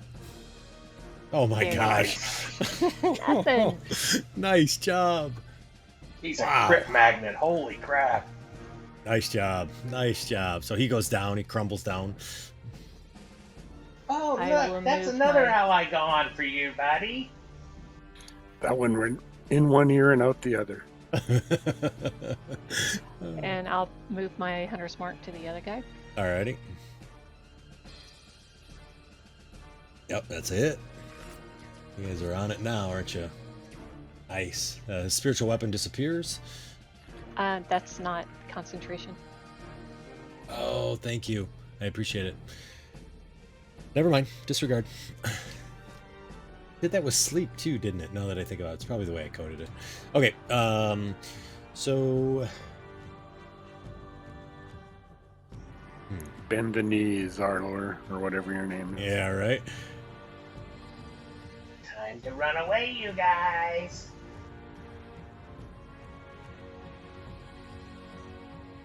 Still a hobgoblin up there too. Yep. He's He gonna takes- run. Nope. He didn't. He takes a shot and misses.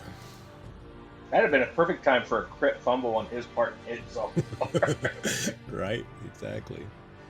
All right. This guy's got all kinds of stuff. Let's see what he can do here.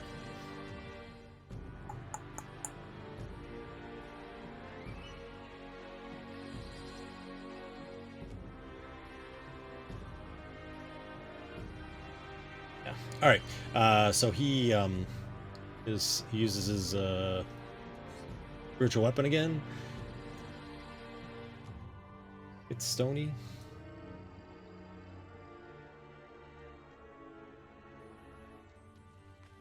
He looks to you and he says, "Doom is your maker, Stony," for whatever your name, Orc.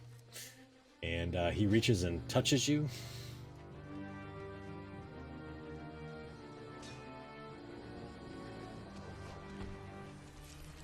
And as a bonus action, he uses his Morning Star for one of his bonus actions.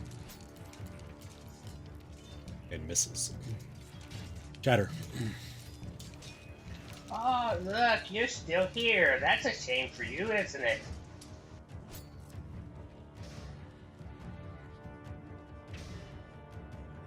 I'm going to show you the holes in your armor. Here's one. The hit.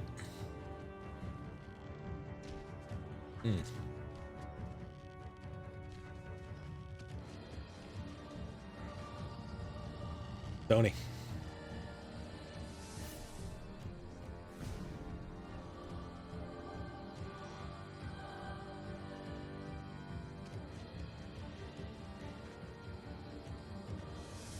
I was deciding whether or not to use my hit dice.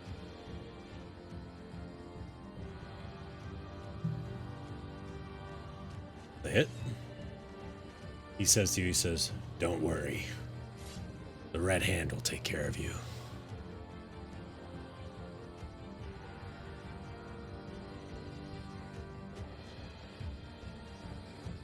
That's another hit. And he collapses. Down he goes. Looks like Red Hand took care of you.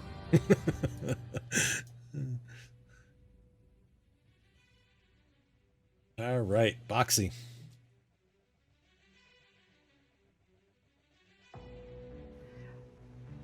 Tell this one. Surrender now or die like the rest of them. And if he doesn't put his bow down, I'm gonna shoot him.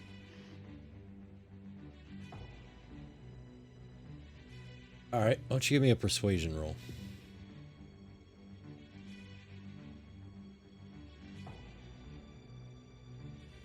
Oh, I'm good at those. He kind of laughs, and he does not put his bow down. Well, then I move my hunter's mark over to him and shoot him in the face. All righty, sounds good.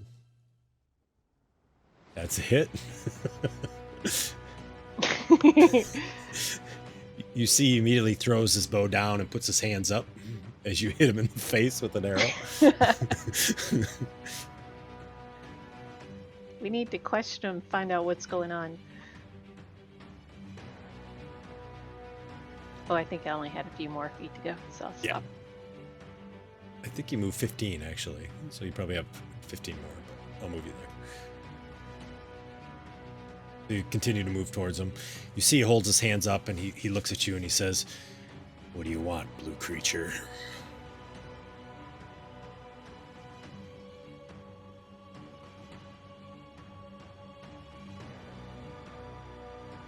Chatter.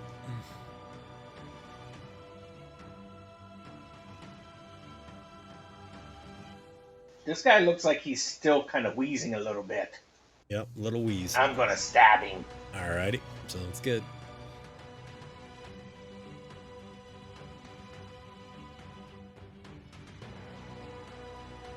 Oh. Really? Really? You bounce your sting off his armor. Boink. Ah. Nice shot. Stony.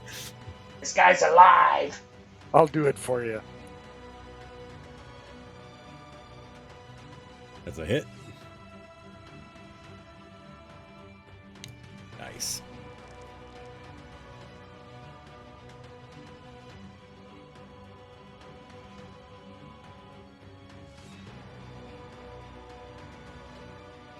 That's a Ooh, miss. 18 misses. Wow. Unconscious guy on the ground, and he's better than an 18 to hit. Boxy. Alright, I'll come over here and, frisk him down, take his weapons.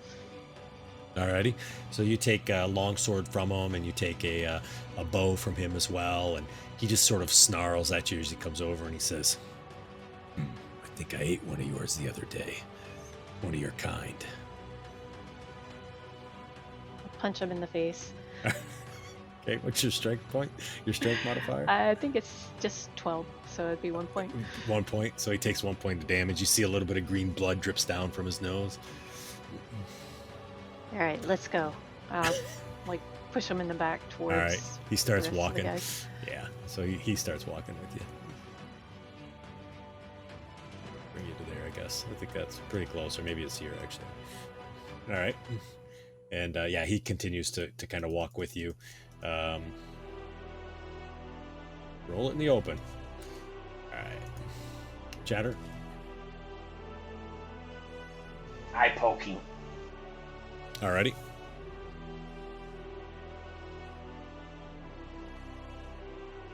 I can't believe I missed him the last time. Right. Can't believe I missed him twice in a row. Holy crap. Good thing you were hitting Kill him when this guy. when he was alive.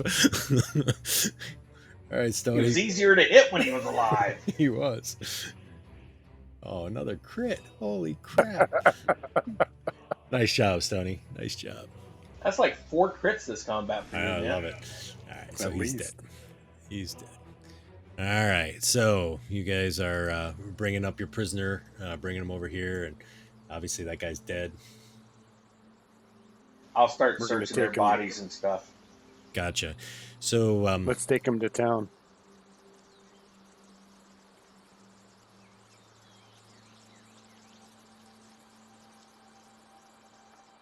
yes, loot all.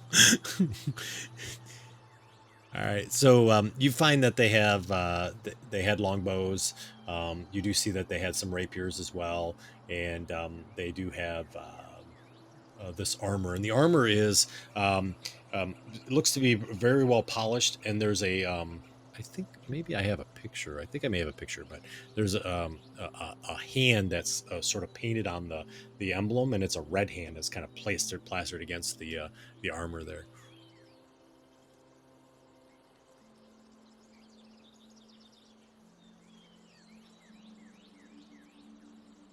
Is the guy that we captured wearing one? Yeah, they all are. They all have the same sort of insignia. And you see even the 2 that are on the ground that you took out at the end. One of them has what looks like some sort of insignia on his arm that's there. And then you see the other one has a different sort of insignia on his arm as well. Is that on the metal or is it just on a sleeve? Nope, it's on the metal. I'll Did you take share a that. picture? I don't have a picture of it. I wish I did. Sorry. That's okay. I thought did. you had said you were, and I just wanted to make sure I didn't miss it. No, I thought I had one, but I guess I didn't load it up. I'm looking to see here. No, that's the. No, I don't have one. I will for the next one though. While they're questioning him and stuff, I'm going to come over here and look inside this building. Okay. All right, I got you. So as you come into that building, I know you guys are going to be questioning, but I just want to kind of answer this. You see that there is, it looks like there's 5 dead bodies laying in here. And you see they're sort of lined up against the wall. They look freshly killed. And it looks like one was maybe a merchant with some bodyguards. And you see another one looks like, a merchant with 3 bodyguards and a local farmer. You can see, and the bodies have been sort of inside this place, just sort of dumped but lined up. You also see there's kind of a crude campsite that's set in the main room of this here, and there's some dirty bedrolls and cook fires that have now been kind of put out, but you don't see anything else of significant value. I'll still go through everything and see if there's any identifying marks on any of these people. Yeah. So as you kind of rifle through, you do find that you find 25 gold pieces, and He All can't right, let me carry check if I that. can pick them up. he can't carry it. You're right. He's maxed out. Yeah, I'll pick them up. I got room. I got that much room. All right. So just add 25 gold to your inventory then. All right, and then I'll head back to the group. Alrighty. You guys have this hobgoblin here, and he stands proud, right? You can tell he's got some training and discipline, even though he did surrender. And you see the blood is dripping from his lip, and he doesn't even like wipe it off. He just sort of takes his tongue and just sort of licks it out of the way. kind of looks at you, and he looks at Stony, and he says, "What are you, half-breed? Think you're something special, don't you?" Of course. I'm gonna grab the two pieces of armor with the insignias on them, Uh-huh. and then we're gonna take them and you to town and see what information we can get out of you. Yeah. Don't How many worry. more of your kind are in this area? More than you can count. More than you can count. Don't worry. You're gonna take me to that stupid little human river town. Oh, so you're allied up with those orcs in the mountains then, right? Kind of looks at you and he says, "Orcs? You think I would be teamed up with orcs? Like that one over there? That disgusting beast of a pig?"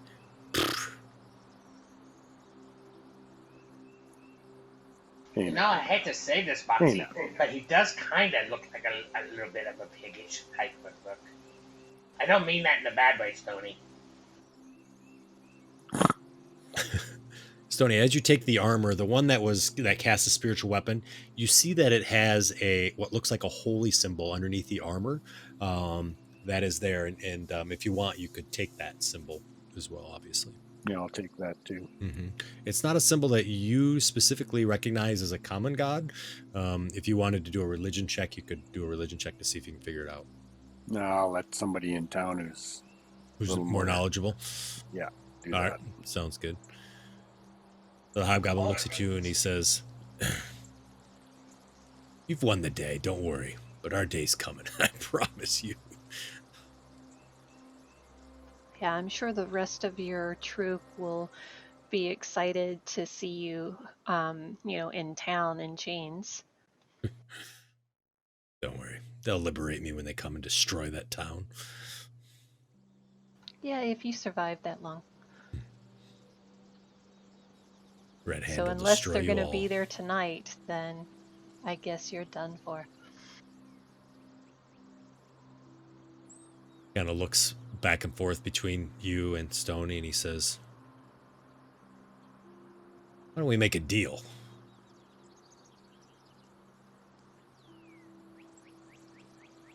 What kind of deal? My freedom for 50 gold. I just jingle the bag on my back. Let's make another deal then. I don't think you've got anything other than information.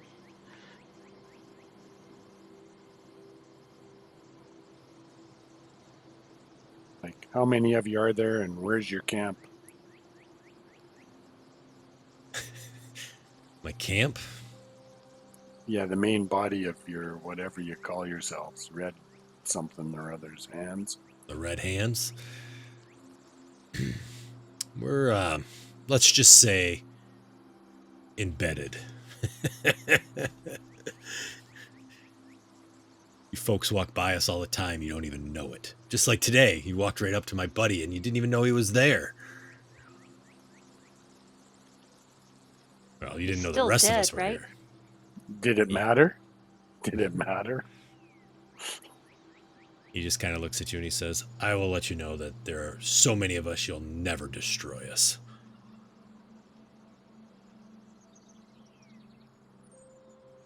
Besides, okay, let's take him to town. You ever killed an ogre?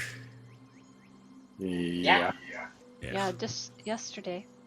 Well, my lieutenant, he's bigger than an ogre, and he's bull-faced killer, just so you know. Oh, we killed a wyvern yesterday, too. He looks a at giant you. orc. Show me the head or I don't believe you. That's fine.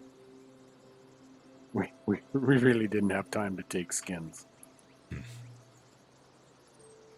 I wish we could have, don't you, Boxy? That'd have been a good one for you to have with all these others. Oh, so all of you are kind of here. You guys notice that Boxy's bow The red gem is glowing. I think we should probably move on quickly and get out of here. Stop letting this guy hold us up. Oh, Boxy, we could skin that animal because you don't have one of those skins yet. I don't think. No, I don't think I have time. Let's go. All right, you want to tie this guy up? Yeah, we'll tie up his hands and I'll tie a slip knot around his neck. Alrighty, gotcha. So you go ahead and do that. You tie up the hands and the slip knot there. You take the 2 pieces of armor that we talked about. You also take the symbol. Okay, and you're gonna head towards town. Yeah. While he's tying up the hobgoblin, I'll just drag the bodies and stuff and just toss them in the bushes so they're not laying in the middle of the road. Okay, all right, sounds good. So you kind of throw them over to the edge. That's probably a good idea. Oh, there's a merchant and some farmers dead in the building there too. They probably killed them. He snarls. You don't know how many I've actually killed, do you? More than that, that's for sure. Well, way more than that. Talk and walk. Hey, Chatter, did you get like any of those personal effects on the people in there? Maybe we can take that back to town. Did I? No, but if you want to go back and grab some, you could. Yeah, because I had said that when I was in there looking for anything that might identify him. Oh, I'm sorry, I missed that. So yeah, you grabbed what looks like some papers that was in the merchant's pocket, and you find a sort of a contract that was in one of the sellswords. The farmer, not really anything that you could find on him. It looks like he was just kind of wandering through, maybe looking for a sheep or something like that.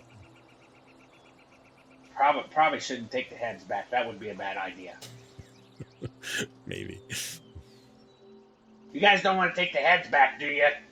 No. No. Okay. Let's talk and walk. I'll run out of the building to catch up with them since they're walking. Alrighty, sounds good. So you kind of come out and you all continue down the road. Yep. All right. So as you all continue, oh, go ahead. Sorry. I was just going to say, while we're walking, I can tell this guy the story about fighting the wyvern and the guy that was riding. Perfect. Sounds good. So so you kind of start telling the story and everything, and there we go. And as you continue, you are able to travel without any difficulty down the road, and as you do travel in, you see that the road is kind of descending down, and you can sort of see those 6 stone piers jutting out of the water, and you see there's the ferry is kind of halfway across the river going to the other side. You do see on the road again an armed sort of town folk that are there. You see 3 people in leather, and they just sort of keep looking in your general direction as you start to move forward. And one of them says, you guys aren't even like 100 feet from them. He says, "Halt! State your business. Who are you?"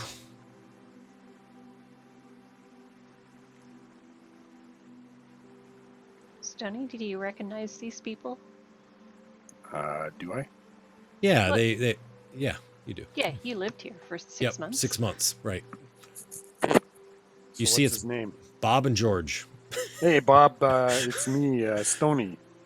He looks and he says, We're just coming back from our trek. We've lost a couple of companions, but we picked up these hobgoblin ambushers just up the road. Stony? Yeah. Stony. Hey. And he looks back and he says, "Hey, good to see you." He kind of walks up to you, and the other 2 guards are there. He's like, "I'll be right back." He walks up. He says, "Hey, where's the guy with the good stuff? Snortle." We lost him. He's a trophy at Jarak right now. Shit. Really? Yeah. I feel the loss. Yeah. He like scratches his head. I'm He's twitching a little. He's like, "Yeah, me too." And he kind of looks and he says, a lot's happened lately. Where'd you find this guy?" Just up the road at an abandoned farmhouse. We've heard about some hobgoblins. We've been dealing with orcs. The orcs seem to be better, but these hobgoblins sort of moved in. There's been rumors of them attacking on the trail. We had to put guards back up at all the road crossings again. Yeah, he said there's lots more of them around, and sounds like they're planning something against the city. Really? I mean, Yeah. we're pretty safe here. We've got the river to protect us. I mean, we'll just move some people across. So I think we could probably defend it. Kind of looks back at his two guys that are sitting there. One's picking his nose.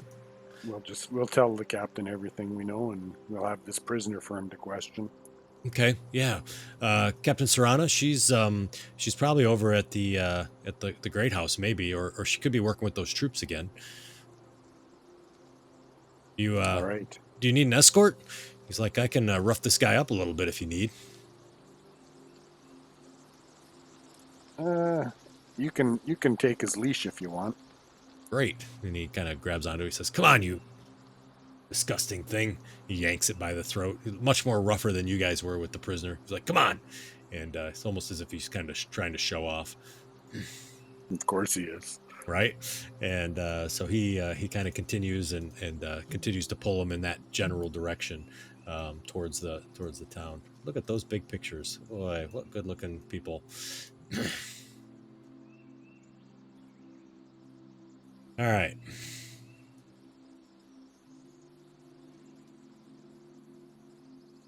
There you go. Yep, that's where you guys are coming into town at. You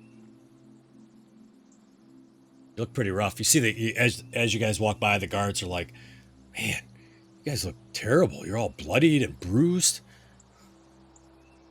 Okay, you start telling the story about it. Nice. No, I start telling the story about when we met them in town here for the first time. Oh, gotcha. Okay. All right, cool.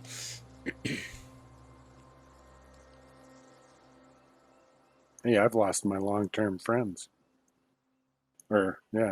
Snortle anyway. Right. And you guys continue. Is there any particular place you would like to go in the city of Coughlin's Crossing? I think we should speak with Serrano. Okay, alrighty, gotcha. So Serrano would be down by number 9 or number 10. So you guys kind of travel through town, and as you do, you see that the people, obviously, Stoney, you see many people that you recognize, and some of they obviously wave to you as you walk by, and as you walk by the provisioners at 18, you do recognize that's Ben's place and Sterile, and he kind of looks out and he kind of walks over to you and he says, "Good God, Stoney, you look terrible."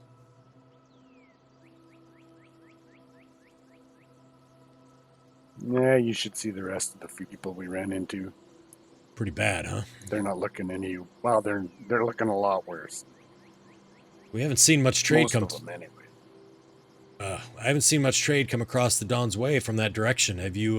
Did you see any barricade or anything? I've been waiting for my supply of cloth to come in. Well, we in ambush and Chatter found a merchant.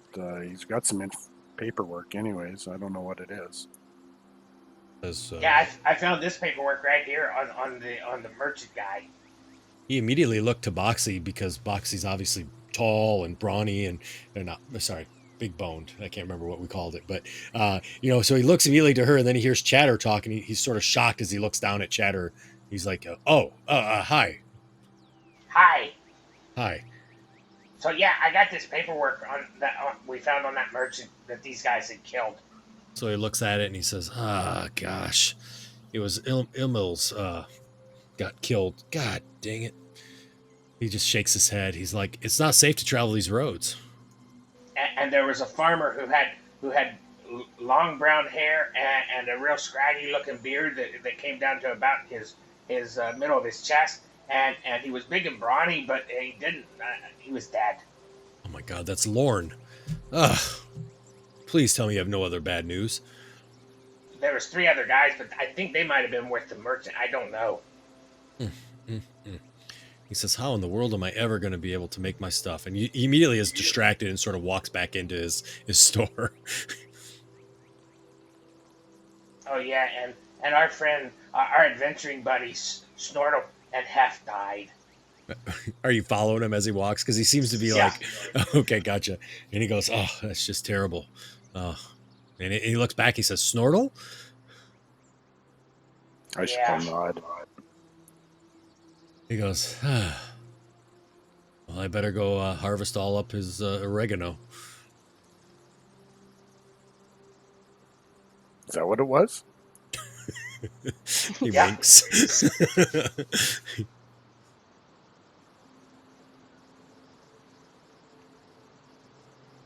If you dry it just right. Right. If you just get the right drying. All right. So you guys move through and take the ferry across, I assume, right? With Yeah. with the guard and the hobgoblin. All right. So as you come across, you do see I'm that. not. Oh, you're going to stay over on that side? Yeah, I'll catch up with you guys. I got something I got to do. I'll catch up with you guys in a few minutes, okay?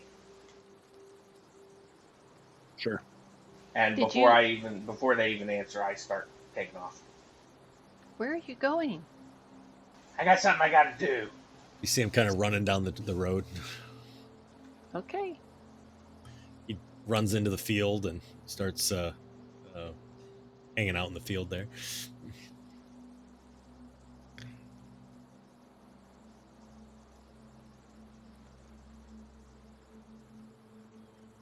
My house is falling apart upstairs. All right, so you guys take the ferry across. Oh, maybe Stoney's going to try to jump the. Oh, okay, gotcha. No, I took the ferry. All right, so the two of you kind of come across the ferry.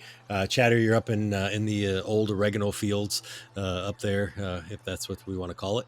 And you guys come and you're with the guard, and you see that they kind of bring the guard up, and you see Captain Serrano is sort of sitting at the armory, and she's sharpening some weapons. You see there's some guards that you had seen her training, obviously a week or so ago, sort of maybe a week. I can't remember how long it's been. They're sort of watching her sharpen the weapon, and she's kind of saying, "Yeah, this is now. Make sure you rub the stone across the blade like this." And she looks at one of them. She says, "See, you ran it the other way, and look how bad this is." And so she's like teaching them and whatnot. And the guard says, Stoney's back, and she stands up. She goes, Stoney, good to meet you. What do you got? Got this prisoner here for you to interrogate. He was him and his buddies had set up an ambush up the road a ways, and killed some merchants and some farmers and causing general mayhem up there. And that's They not won't. even They the won't be worst of it. anymore. Okay. And she looks over to Boxy. She says, what was that? Oh, that's just the hobgoblins. We didn't mention the orcs up in the mountains yet. She looks at you and she says, I think the orc problem is improving. We haven't seen a raid in probably at least 4 or 5 days. Well, that's because they're gathering up in the mountains. What's the name of that castle? Jarak. She looks at you and she says, lived here all my life. I don't know a name of a Jarak castle. Is it deep into the Worm Peak Mountains? Yes, it is. I see. There are many camps of orcs up there. I think they're planning an assault on town. You see, she just sort of sits there thoughtfully and almost as if it looks like she's staring off into a different direction. And she just kind of looks, and then she kind of blinks twice and looks at you, and she says, that could be, but you look wounded. You need some help, right? Could use some, yes. Did it look like she was distracted or like... It looked like she was deep in thought. Like she was really thinking about something and just sort of contemplating, like weighing odds. Does that make sense? Like really sort of like thinking about what's going on and trying to put it all together and comprehend it. I'll show her the insignia from the 2 pieces of armor, plus I'll say that these guys call themselves the Red Hand, and they say they're embedded. I don't know what that means. Red Hand, huh?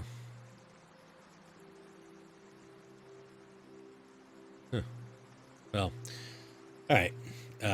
She kind of looks and she says, I'm not sure if I know a whole lot about this. You don't mind if we interrogate this slimy scum that you brought, do you? Do what you want with him. He's all yours. That's why Good. we brought him back. Maybe you can get some information out of him. Appreciate that. We've heard about hobgoblin raiders in the area, but I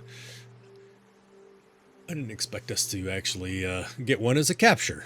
She kind of puts a little wry smile on her face, and she says, "It'll be fun taking care of this one, figuring out what he knows."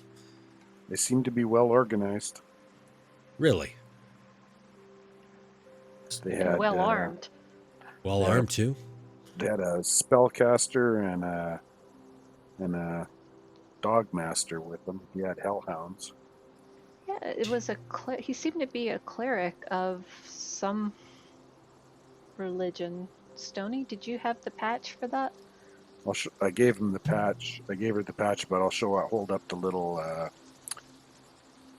religious symbol that I took. She looks at it and she's like, it's none of the gods I know. How about you? No, is there a priest in town? Yeah, but yeah, I'll show it to him. We'll see if he knows what it is. I wouldn't hold my breath though. He's getting a little addle in the brain, if you know what I mean. Mm-hmm. Yeah. He still thinks I'm an 8-year-old kid running around here. I've been 8 in about 15 years.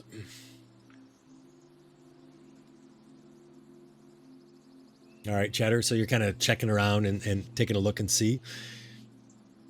Yeah, You, I can't stand still. What's that again? I said I can't stand still. Yeah. So you fully examine how the ferry works, and you see how the horses kind of pull the ferry across from one side and the other, and how they go around their turnstile to get that rope to move. And you see it comes across, and it finally brings you back over.